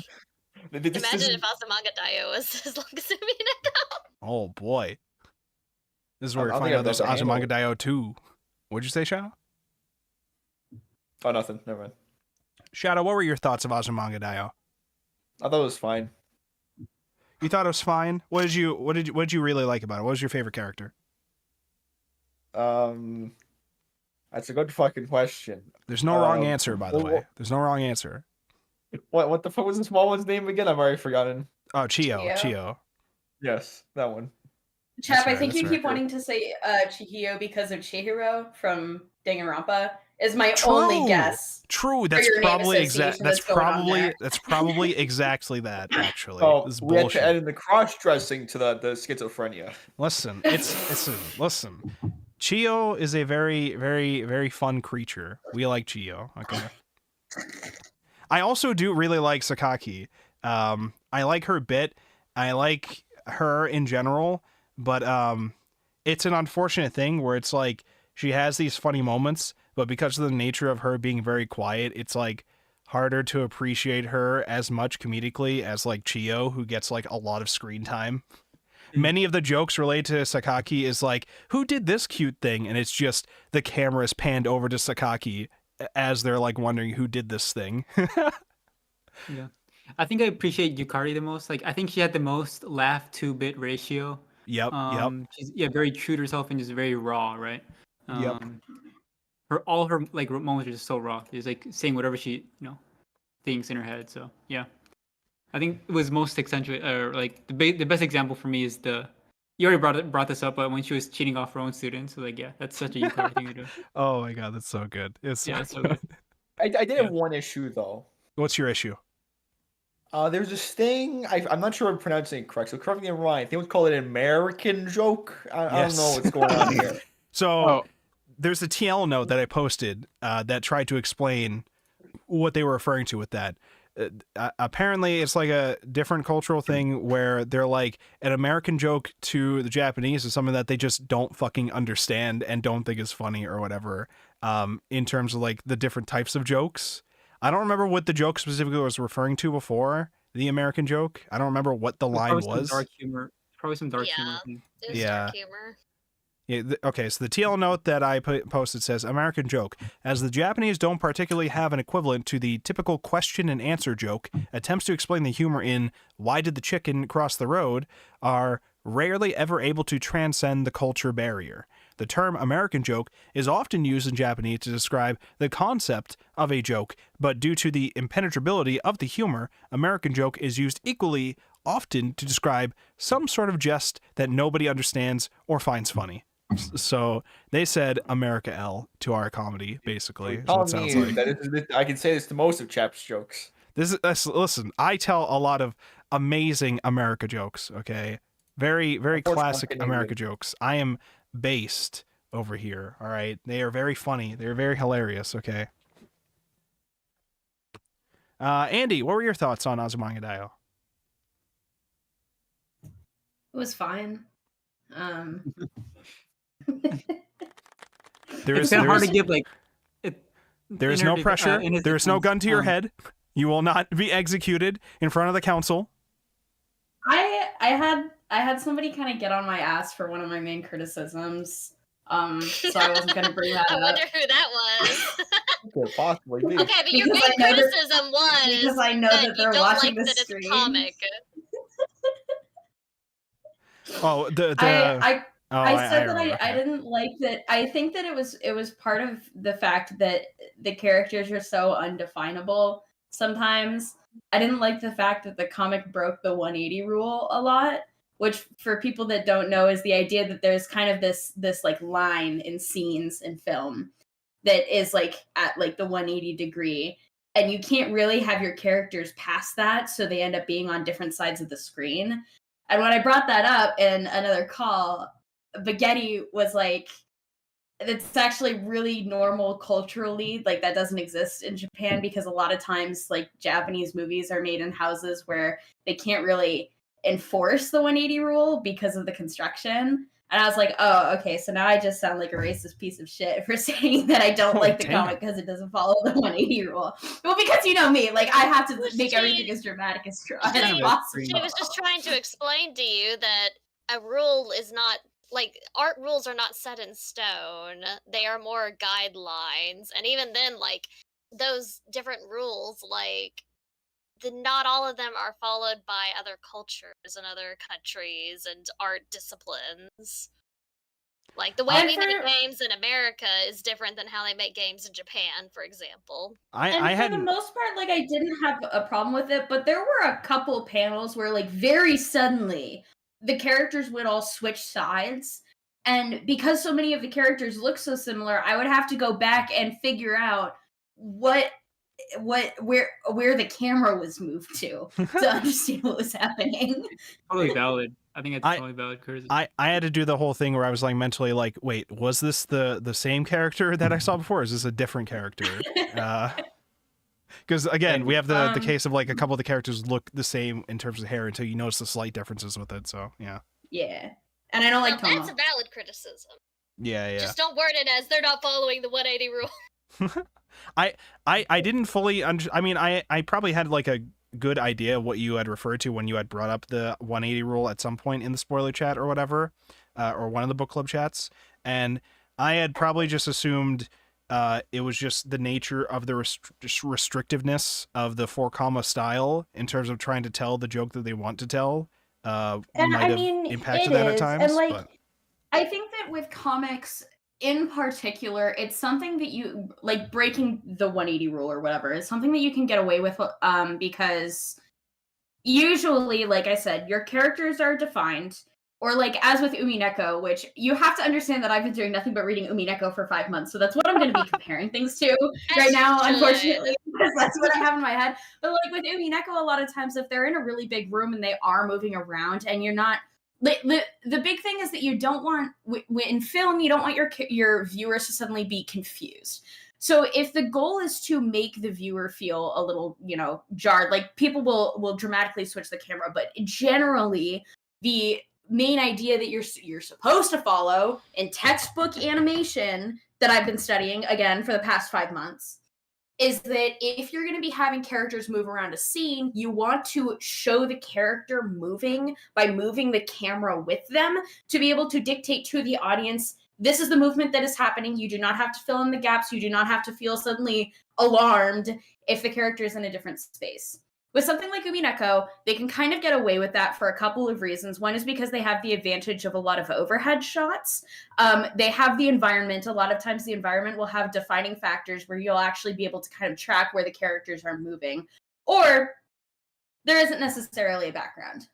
But then, like with the 4 structure, if there isn't a background, like you can't suddenly make it seem like Tomo is on the left side of the classroom when 2 seconds ago she was on the right side of the classroom, unless you're implying that Tomo teleported across the classroom, which honestly is very in character for her. Did you not understand that? Did you not get that interpretation? I thought that was a very clear and obvious. But like that's not when they use it. They use it when it's in just normal conversation, and then all of a sudden the character will be looking at each other, and suddenly they hit mirror on the draw layer, and it's like, whoa, why are the characters on the opposite side of where they were 1 frame ago for no reason? That's the skip when you kick them in again. That's just how they live, that's their world. It's trying to make sure you're still paying attention, okay? It's just trying to make sure you're still paying attention, right? And it only happened a couple of times, but like the times that it caught me off guard was when they were having a conversation or a punchline that was delivered solely in dialogue, so there was no reason to have shot changes like that, and the shot changed anyway. It was to keep you on your toes. That's why. Yeah, it certainly evoked a response out of you, at least. So I think Kiyohiko Azuma wins again, Mr. Azumanga Daioh man. And I said this while I was muted on accident when we were talking about the dodgeball stuff, but I don't like Tomo. I kind of want to punch Tomo in the face. I feel like that's probably a fair response to that character. I think that's like probably a fair response. I think that's like almost a bad kind of gremlin. Yeah, that's like what I'm kind saying. Of actually harmful one. Yes, yeah. Like I don't like hate Tomo, but it's also like I would be annoyed as fuck at this person in real life. But like that also seems like that was the intended response you're supposed to feel towards this character, I think. So I could definitely understand that. And I could definitely feel that. Hey, Andy, you know the problem with all the characters kind of looking the same? Mm-hmm. So you take that, but instead there's 20, and they're going through a rotating door. That's Land Illustrious for you. That's true, actually. That's true. That's true.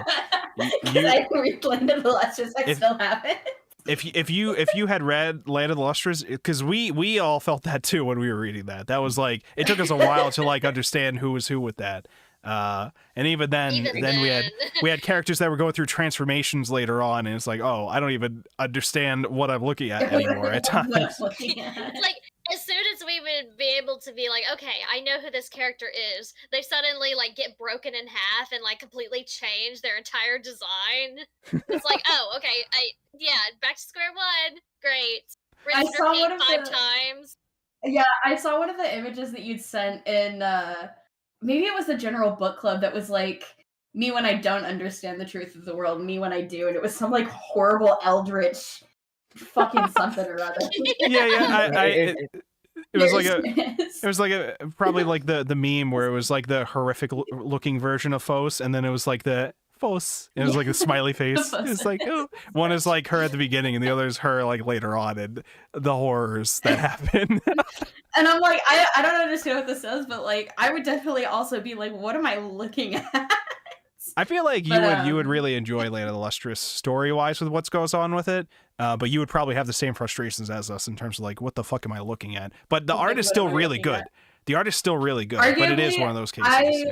I felt that what am I looking at kind of way for some of the Umineko fight scenes. To be honest, and I just kind of glossed over it because I was like, like it's cool. I don't care. I think we bring this up a lot when it comes to a lot of series when it comes to fight scenes. I think we had the same things during Dorohedoro as well. I think it's just the nature of drawing, especially inking fight scenes when you only have dual tones to work with. Yeah. And you understand how bad it got for me, okay? I had to take pen and paper and then write down what each individual character was doing. One of those conspiracy theory poster boards up. He was also Shadow was also somebody who was pretty worried about how he was going to do on the quiz that we were going to have afterwards for that series. So he was like, I gotta know. Shadow, does Canada have an equivalent of a gifted kid program and like honors classes? Yes. Okay, were you in that? You were in it, right? No. Really? I'm a certified dumbass. What are you talking about? That's so interesting because you act like a gifted kid. You really do. Listen, he's an accountant, okay? Let him account. Let him account for the quiz. It's coming. Don't worry. I got files for that, actually.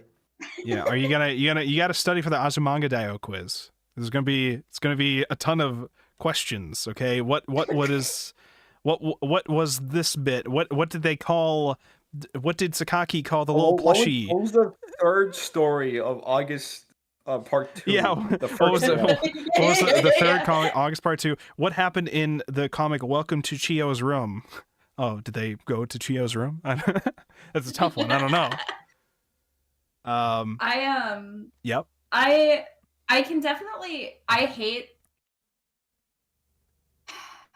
You had mentioned a bit earlier. What bit do you hate? Okay. Was it everything about the creepy teacher dude? That's the problem. Is there were a couple times where I laughed. I can understand. The general nature of his character, I do not enjoy, but like some of the bits that they use him for, I can understand. Yeah. Yeah. There was I had gone into doing my reading today like, oh my god, I'm gonna hate this, and I know I'm gonna hate this. And then there was one of the bits earlier that you mentioned that was one of the ones that I laughed at, and I was like, oh fuck, man, I'm enjoying this. I can't let the people at book club know I'm enjoying this. It's my whole thing to hate this.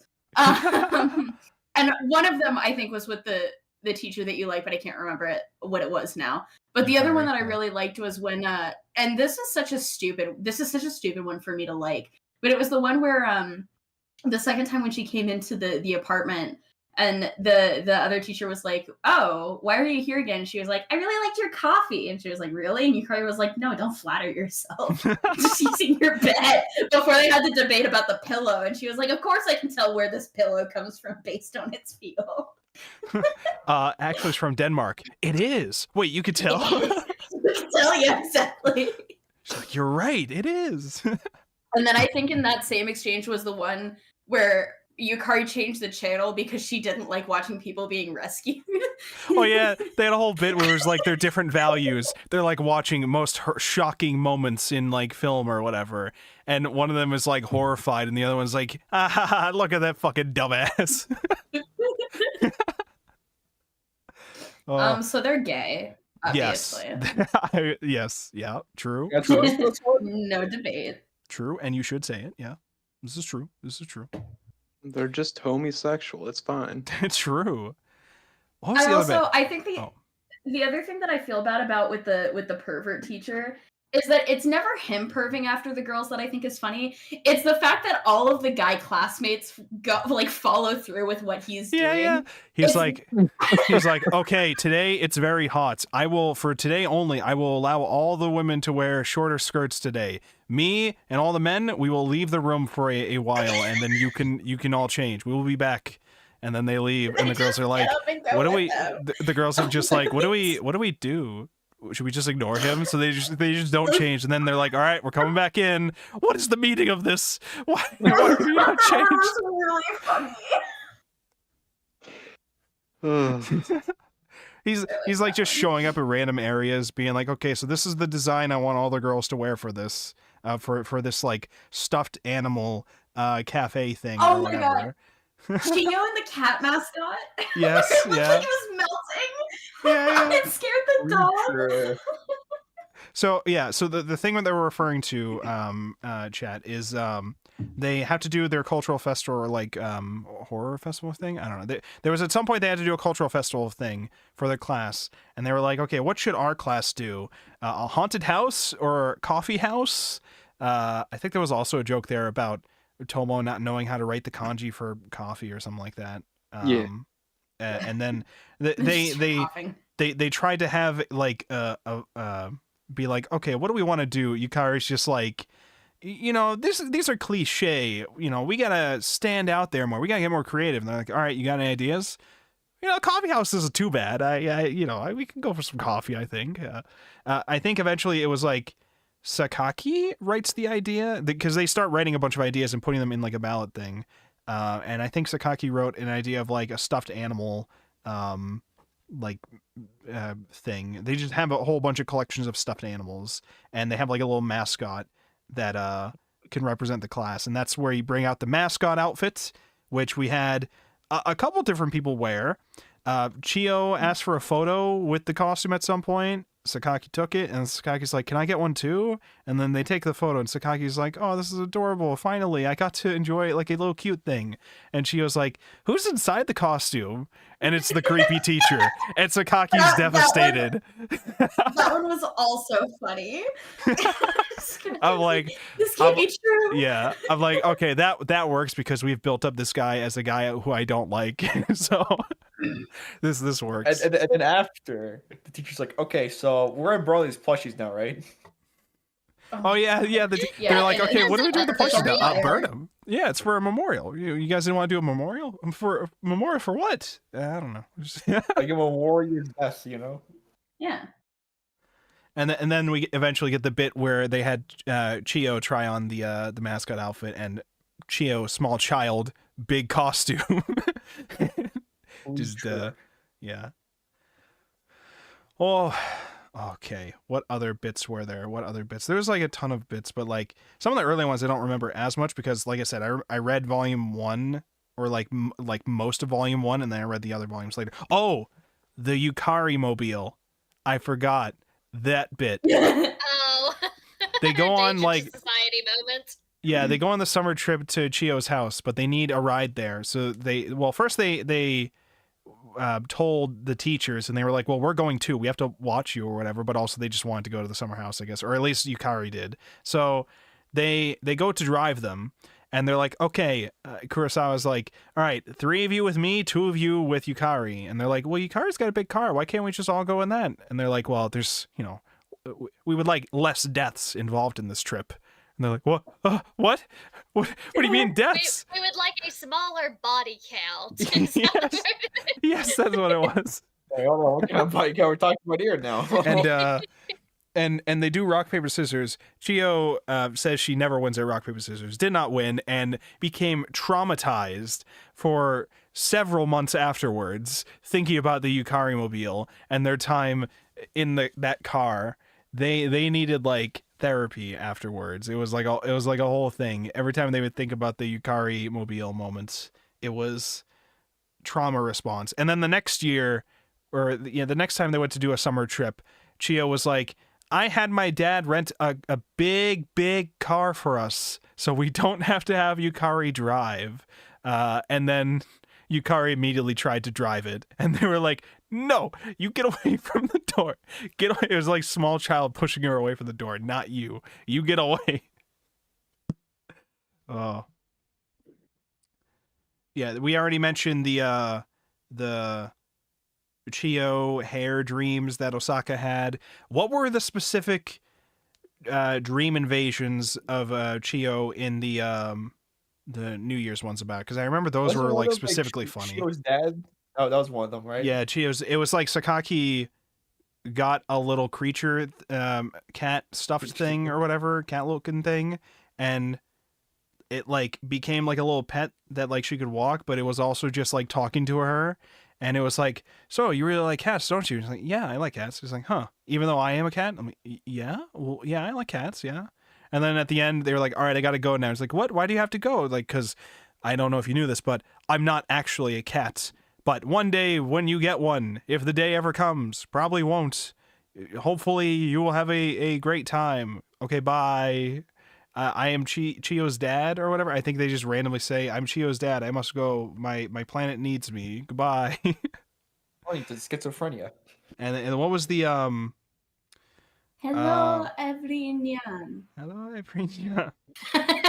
How are She you? was in Fine, Tomo's thank dream you. too. What was She that, just Nasser? did better than her on a test. Oh, yes. Yep. She was like, I did better. She was like doing better than people at everything. She was like, I ran faster than Sakaki here. But she was like trying to make her feel better. You know, oh, it's fine. You know, I may have beat you, but cars are still faster than me. Somebody's always better than you, you know. Oh, Chiyo, you got that? Oh, sorry. I got 100. And not only did I get 100, there's a 100 within the 100. I think it was like the eccentric joke there. How do you do it? It's insane. And then there was the third one I don't remember, but there was like 3 of them that she invaded the dreams of. And then Chiyo was just like, I didn't have any dreams. And it was just, she was invading everybody else's. Man, this manga is really good when it comes to the, like, revisiting the bits that they previously had, I think. Well, like, sorry, I have a question. Yeah, what's your question? Just because we were talking about the weird cat dad, did anybody else see the numbers on the pages and that his was really big? Yes, so those numbers were supposed to be their height.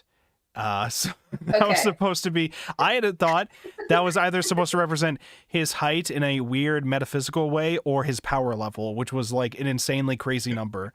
I realized as I was getting ready to ask that question about 2 minutes ago, I was like, oh, wait, given what I remember the numbers being, it was probably their height. But then also, like, he wasn't even that tall in the panels that he was in. This is power level. I had thought for a second when I saw the big number, I thought it was like a percentage thing, like 5 point whatever, and it was like decimals or whatever. Because I was thinking like Steins Gate brain, but that's not what it was. I think it was like all a long string of whole numbers or whatever. I was like, oh, okay, what the fuck? When you look up the page for Azumanga Daioh, like the characters, that character is listed as a character. Do you want to know what their name is? Chiyo Chichi. Chiyo Chichi. You know what that means? Chiyo's father. Yep. I could have guessed. So that's oh yeah, we also had another animal. We had a Tadakichi-san. That's Chiyo's dog. Big dog that Sakaki fucking loves. Sakaki loves this little dog. She gets to pet it and it does not bite her in response. And it's very big and fluffy. And Chiyo even rides it sometimes to get away from Sakaki in one scene, I guess. I think it was like Sakaki. It was because of the late. She was tired. It was like Sakaki was like petting it, and just wouldn't stop petting it, and then she was like, "I gotta go home" at some point. And Sakaki's like, "Wow, he's so big. You could even ride. You could probably even ride it." He's like, "I have ridden him before. In fact, I'm gonna ride him now. All right, bye." Man. Was it the same cat that constantly bit Sakaki, or were they different ones? It was all cats. I think it was all cats, but I think there's supposed to be like one main cat that specifically keeps biting her too. And I say this because as I look through the Azumanga Daioh character screen, there are 2 specific cats that are listed here, one of which has very prominent teeth that are being shown. Yeah, there's like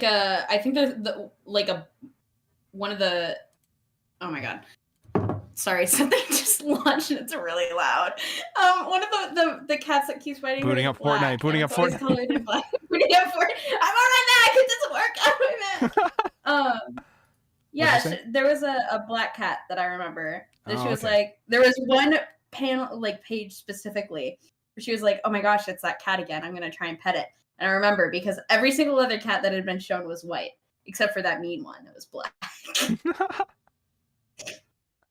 Yeah, I think like, and then like there was just that other bit where she goes to the cat cafe and then comes back like with war scars all over her. Horse. Listen, Sakaki got a W eventually by being like, "Oh, this cat is biting me. I will still pet it while it's biting me." Bam, easy. Power through. I'll just power through it. Yep, that's all you got to do. Yeah, there wasn't too many bits with Yomi for me to bring up, like we said before. I was trying to think. There was like one bit where I think somebody said, "I need glasses for like a scavenger hunt thing at the sports festival," and they were like, "Give me your glasses." And they gave it to Yomi, or Yomi gave the glasses to them, and they just immediately put them on and walked away or whatever. And they were like, "You don't have to put them on" or some shit. I remember that bit. Yeah, and Jiro couldn't walk with them because she can't see for shit. Yes, yeah. Yeah, because Yomi's entire character is just being the Sikulmi, the straight man. Oh, And also worrying about her weight for some reason. yeah. They had to give her something. They had to give her something. And it was literally just more fuel for Tomo to be like, "Oh, you're trying to lose weight, aren't you? Well, you can come with me and watch me eat.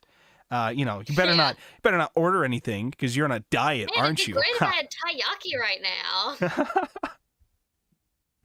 And then I think she like looked at one sign that said low calorie red bean whatever, and then she just went and got one, and she was like, "Oh, you folded instantly, you fucking coward." Like, okay, all right. She's like goading her the whole time into getting something, and then she did, and then it was like, "You fucking you fatty McFat," or whatever. It was like the vibes was like I was getting out of her. I'm like, what the fuck is your problem? Let her diet. Why you gotta bully her over it? Jeez. Because comedy, chap. That's why. It's not funny.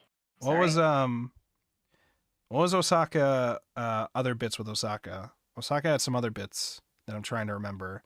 I remember most of them was just her being an airhead. There was one. The floating dust particles. Oh yeah. And then we already talked about them thinking she's not from Osaka. Tomo literally calling her an imposter. I mean, like, that's not. Oh yeah, wait. I remember Tomo was trying to like prepare for the new student coming in class or whatever, and was like trying to practice her like the Japanese comedy routine bit where like she could be the straight man instead, and she was just saying the like generic straight man line of like what you talking about or whatever, while like slapping somebody on like the chest or whatever. I think that's like supposed to be like the common thing that they do or whatever. It's like a very generic basic way to do that, and that was the joke with that, is that she sucks at that, so it's very basic. Oh yeah, I remember another funny one. Chiyo, now a second-year student, immediately goes to boy with uniform that looks like they're a first year and says, "Hey, you're new here, right? Well, I'll have you know, I'm a second year. My name is Chiyo. You could call me Senpai. I'll have you know. All right, goodbye." I was like, all right. Had to assert dominance. Assert dominance. Little creature. The guy was just like, "Oh, okay. All right. Well, I guess that happened." Off-brand McDonald's job. Oh, yes. They kept working they worked there one summer, and it was like a very quick bit. And then they kept bringing it up, how they were going to work there, and then they worked there again. And the second time around, I think Chiyo got a raise because the boss like remembered them working there. Osaka was not remembered, so Osaka did not get a raise. And Osaka was like, "But I was here too last year. What the fuck?" But like, Osaka didn't even look like they heard.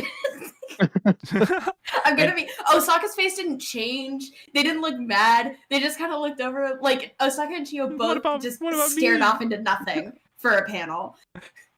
And then, the first time Chiyo started working there, You just see tiny head poking out behind the counter. Can I take your order? Everyone's like, "Oh my, why does this child have to work here?" Why is this child working here? Oh yeah, she applied for it by just saying, "I'm a high schooler too," and the guy's like, "Damn, very short for a high schooler. What the fuck?" Okay, well, Must be malnourished. yes. This series is very good with like. They said Charlie went extinct. Speaking of that fucking McDonald's bit, who pays for McDonald's with $100 bill? Or in this case, a 10,000 yen bill. I know. Why did they like brought he was like, okay, I think it was something too. I think it was only like $12 or something like that, the order. He was like, let me pay with 100. And she was like, and now you gotta say out of 10,000 yen or whatever, and they just declare it to the whole store like it's a big prize or whatever. We got a 10,000 yen bill here, 10,000 yen. Good. I think. Listen, when you work in retail, people will try to offload their $100 bills onto Craziest you. things, Yeah. Oh wait, hold on. I don't think I ever asked this to Andy. Andy, who was your favorite character? You told us Yomi. characters you hated. Yomi? You liked Yomi? Yomi. Okay. Wait, that's an interesting choice. What do you mean? Doing? Because she's always Let's the analyze pony. this a little. What did you like about Yomi? Hmm. She's the only one with easily identifiable features. Okay. Base. No, is it easily identifiable? The little creature. The creature? Is it the most easily identifiable? Listen, we I don't know, appreciate. I relate to Yomi the most. I'm surrounded by fucking stupid people all the time. You know. Listen. Andy, We personally, fuck you. listen. We appreciate glasses. Okay, we appreciate characters that wear glasses here. Okay, I'm not biased at all as somebody that wears glasses. Definitely not. Don't Do worry we about appreciate that. Kuro, though?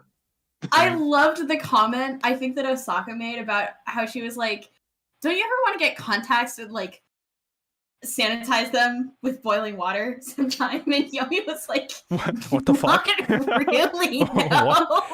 What are you talking about? What the fuck? Why not? It was. I really liked that one. It was just so out there, yeah. Ari, what were your general impressions, and who did you like? I think Yukari was my favorite. I liked it. Not Umineko, but I liked it. You gotta compare everything on a scale of Umineko out of 10. Is this True. like episode 3? Is it like episode 8? What kind of episode are we working with here? I liked it. For some reason, because I had heard about this series for years, but for some reason I thought it was band focused.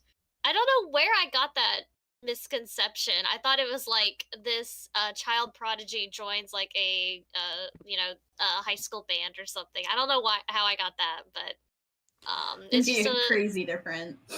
That's one of those things where where I think maybe you got that impression based on the opening itself of the anime, maybe because the opening feels like it's like them the song, at least when I think of the song, it sounds like it's like the students performing a song, but I don't know. No, here's why I thought it was that it was band related. On AniList, the header image is them all playing band instruments. Oh, okay, yeah, that's it. Yeah. I see. That'll do it. Which those images, by the way, that art there, that I think is from the redone. So there's 2 versions of Azumanga Daioh. Well, technically there's a couple other versions for how they were released over here, but there's 2 general versions of Azumanga Daioh. There's the original art, which is what, for the manga. There's the original art for what we've been in general reading here. And then there was a remade version with like updated art that was done in like 2009 to celebrate like 10 years or something like that, or like getting close to it or something. I think I looked a little bit at that art. I was not a huge fan of the art changes with that. I liked the older style more. But also I didn't want to deal with any of the other changes that they did when we discussed it. So I was just like, let's just go with the original arts for the manga. I think I still provided the local library sources for you to check out the updated arts. So if you ever are interested in checking that out to see what they changed about it, you will like immediately notice the differences with the art, I think. And I think it was like a thing that I did not appreciate. And the images in the banner for that, I think, are from that version of it, because that does not look like the art of what we read. So, or it looks like different. Well, this is from the in many ways. anime page. This band image. Oh, the band image is also on the manga page, is why I'm saying it. On the let me see on the. Oh, okay. So the anime page has. Okay. Yeah, so the anime page has the one of them in the anime, which we haven't even gotten to that bit yet. I don't think. Whatever the band one is. Did we get that? I don't think we did. I don't think so. Because this is probably something in the second half. It's probably got to be iconic enough for them to make the banner of these things. I don't know. And confuse me as wow. When are we gonna get to the band stuff? It's when they become K-On! Don't worry, we're actually reading K-On!, and you guys just don't know it yet. Okay, so, all right, I think we went through everybody's general impressions, right, and everybody's characters that they really liked or whatever. Did we? We went through everybody, right? Shadow, did we go through yours? Yeah, we went through yours, right? Yes. Yes. All right, we did everybody. What else do we have left to discuss before we get close to wrapping things up here? I appreciate this a lot with many of its bits. I appreciate all the different roles the characters play. We do still have the complaint about how it was hard to discern a couple of them apart at times. But in general, I like how this works as a 4-comma, where like each of the strips is its own thing, but also works really well as a thing in context to other strips that you've read. Reoccurring jokes that come back, but even by itself would still be funny out of context of that, because you're just like, what the fuck? Why are we bringing that up? Why are we reacting like this or whatever? I think it works in both ways with that, which I think is great. I like how all the chapters are based on different months of the year, which means we get to deal with like the different seasons and the different like changing school environments and stuff like that. I remember when they're doing the looking for if they're in the same class, and they're like, I'm in the same class. We're in the same class. Oh, but not Osaka. And that's because they were trying to look for Osaka's name, and the teacher just actually wrote Osaka instead of their actual name, because they have an actual name, which is not Osaka. And Yukari, being Yukari, just wrote Osaka. And that was like a bit. I liked that.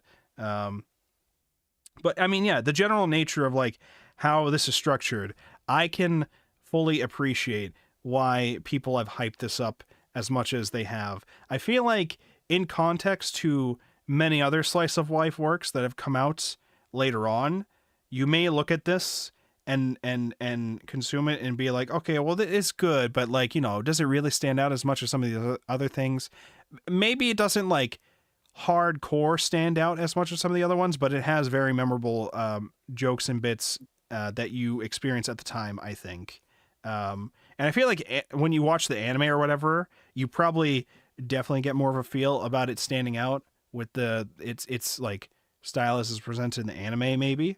But in general, if you're somebody who's like read a lot of newer slice of life and you have not checked this out, and you go to check it out and you're like, it's just a school comedy or whatever. Well, it does it in a very smart way to like handle some of how it wants to execute its comedy, and at an early time for a lot of this stuff too, like 99. Yeah, it was fresh 30 years ago. Yep.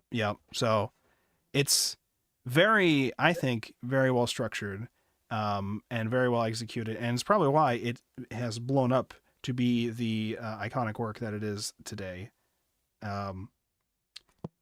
Yeah, I think it's good. I think it's based, and I can't wait to I don't give a shit. Okay. They announced an Okami sequel at the Game Awards 5 minutes ago. Let's go! God. Wait, Oh my 5 God. minutes ago? I thought there was a thing from like a while ago. It was theorized, but they put I don't know, but it's the game I'm playing. It was like my first game that I ever completed on the Xbox 360. I love that shit. Did they announce? I just saw teaser Okay, for it. more importantly, did they announce Hatsune Miku in Fortnite at the Game Awards yet? I don't know. I imagine probably not because I had some. Just a week. This is a week. I had somebody DM me directly about the Okami thing. So if there was Miku, I also would have been DM'd directly about that, and I was not DM'd directly about Miku. So I do not believe so. Damn. Wow. Let me ask. When is the Azumanga Daioh game getting out? When's Jeff Keighley gonna play the Azumanga Daioh video game? Is there even one? You know, there's gotta be something. Is there one? No, it's probably not. It'd be funny. Azumanga Daioh rhythm game. Oh, There's Sonic Racing. Based. That's basically it. Yeah. That's basically the same thing. There's a gritty Metroidvania Pac-Man game. I had 2 separate people message me personally to tell me that they announced the Okami sequel. They just DM'd you and they said you won. You did it. Yeah, it was all you. Well, that means that I have to get back into streaming Okami. Oh boy. On Twitch. Well, if you are listening to this and you are a fan of Okami, you gotta tune in to Andy streams over at the Nyan Bacon. That's your Nyan Twitch, Bacon. right? The not just any Nyan Bacon. Not just any Nyan Bacon. The Nyan Bacon, of course. All right. Any other thoughts, concerns, little tidbits, little facts, little bits that they wanted to highlight about this week's reading before we wrap this up? Anybody? Bueller? Well, I had a wonderful time with the reading for this week, and I can't wait to read the rest of Azumanga. I am still surprised at how short this series turned out to be from how much people talk about it. It was one of those series that I always assumed was like much longer. Like that could have potentially still been going on today was how like long I thought it was going to be. Their other series but yeah.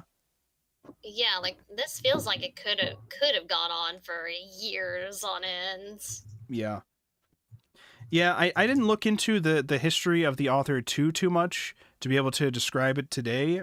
Maybe I will by next week or whatever. But I know because of their other series, Yotsuba, or Yosuband, I don't know how you're supposed. It's like Yotsu and then the like and symbol is Yotsu B and then it's like the ampersand symbol. Yosubato. Okay, Yosubato.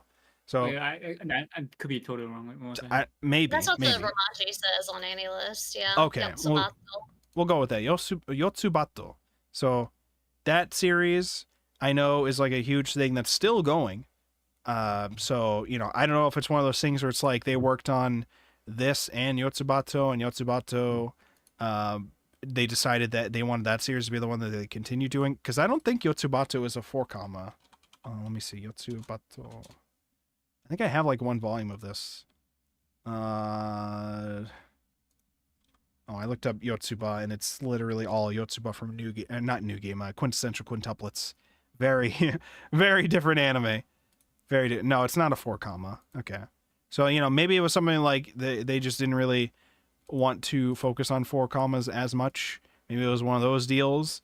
Or maybe it was just, you know, I just wanted to have some fun with these characters and I didn't really plan a long-term thing with these jokes, perhaps. You know, I don't know. I mean, it's fun. This is fun, and I'm just surprised that we only got 4 volumes out of it. So I'm excited. It's also pretty fast-paced, and you can only follow high school characters like as high school characters in high school. But many of these but listen, as China has proven to us, you can follow time loop characters for a long time. Just like Umineko, okay? We got to time loop them all right? Just we restart the next 3 years. Or they go into college. That's what K-On! Did. When K-On! Was done, they had 2 series afterwards. They had K-On! College, which was them going to college, I think. I haven't read it, but that's what I'm assuming by the title. The characters as they go to college. And then there was K-On! High School, which was like other character or like their siblings doing their own thing in I think, or like the newer members continuing it. I've not read any of those. I've only read Noron just kept bringing in new cast members as the old ones graduated. Listen, it's Cycle fine. continues.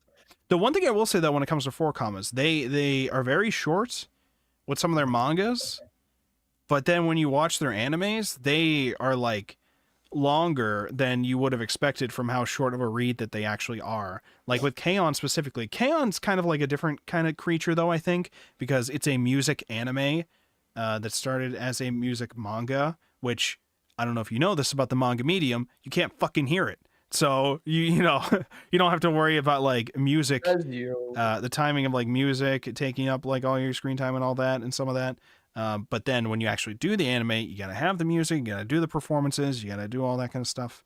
So that'll take up some time. But also there's just a lot more you have to adapt to fill in the gaps of the 4-comma things, unless you're doing literally like something like TQ, where it's just, all right, this funny moment, and now this, like 3 other funny moments in 1 second, and then another funny moment this second. Like there's ways to do 4-commas in like that fast-paced breakneck way that may get some of the jokes right, but it's many of these are things like Bocchi the Rock, where it's a 4-comma, but when you adapt it, you need it to be like a more developed thing with many scenes. You're filling in a lot of gaps that weren't there previously and things like that. And that was like a huge thing that they did with K-On! Because I still remember the beginning of the manga for K-On! And then the beginning of the anime for K-On! There's a lot of stuff that was like just original with the anime that they had to add in to like make some of the stuff be more a more interesting experience narratively with the difference in mediums. So it's interesting to see that when it comes to 4-commas, I think. So yeah, I like 4-commas in general. I like Azumanga Daioh. I like how we've handled a lot of the comedy. I'm enjoying the characters, most of the characters for the most part. And I get it. I get why people like the series, and I'm excited to finish this, and I'm also excited to afterwards eventually go back and finish the anime and seeing how they adapted many of the jokes in that format, because many of these jokes work because of the nature of like how the panels and expressions work. Like some of them would be like nothing has changed except for like a very, very tiny detail on this. Others will work because like the sudden nature of like suddenly we are this panel or whatever, which is a very drastic like flipping of something else. Whereas the anime, they might like try to animate stuff more in between, or they might do a lot more things in terms of like audibly timing some jokes or whatever. So I don't know. We'll see. I'm interested. I'm excited. I'll say. Anybody else have any closing thoughts they want to say before we wrap this up? Any other bits, memes, dreams, hopes? What do you guys hope for? What are you guys hoping for these characters? Are you hoping for any W's? Any like I more hope developments? For a happy ending. What kind of I happy hope ending? Tall Girl gets her pet cat. True. She just. Oh wait, that reminds me. They had a whole bit comic where Yukari comes in and says, "Okay, guess what I found? I found a cat. One of you's taking him home." And they're like, "Why don't you take him?" And they're like, "Well, you know, this would be a learning experience for you. Yeah, I can't do it. So one of you has to take him." And they're like, I can't. My parents won't let me. My house won't let me or whatever. Sakaki's like, I really, really want to, but I can't. And then I think the cat just leaves. That runs away. Yep.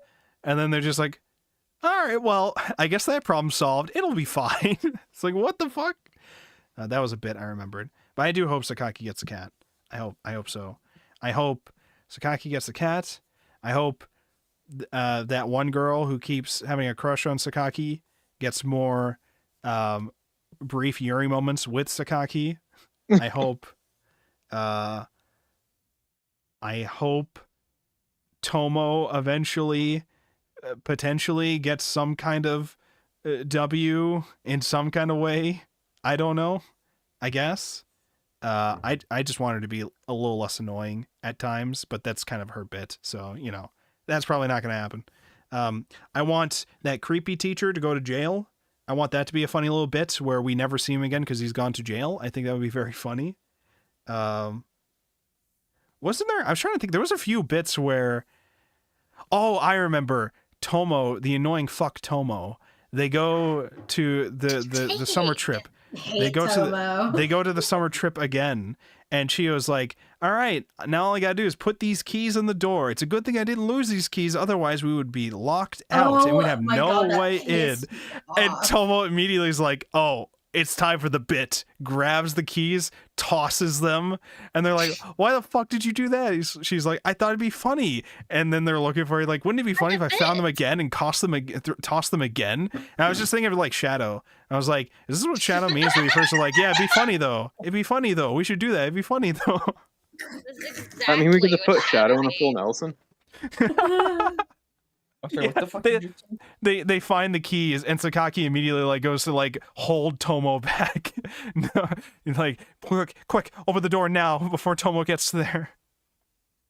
Oh man, Tomo. Okay, Tomo is annoying, but their role is very important. So I appreciate them in a way, even though they are a character. They are a character. We will say that. This is bokeh hatred.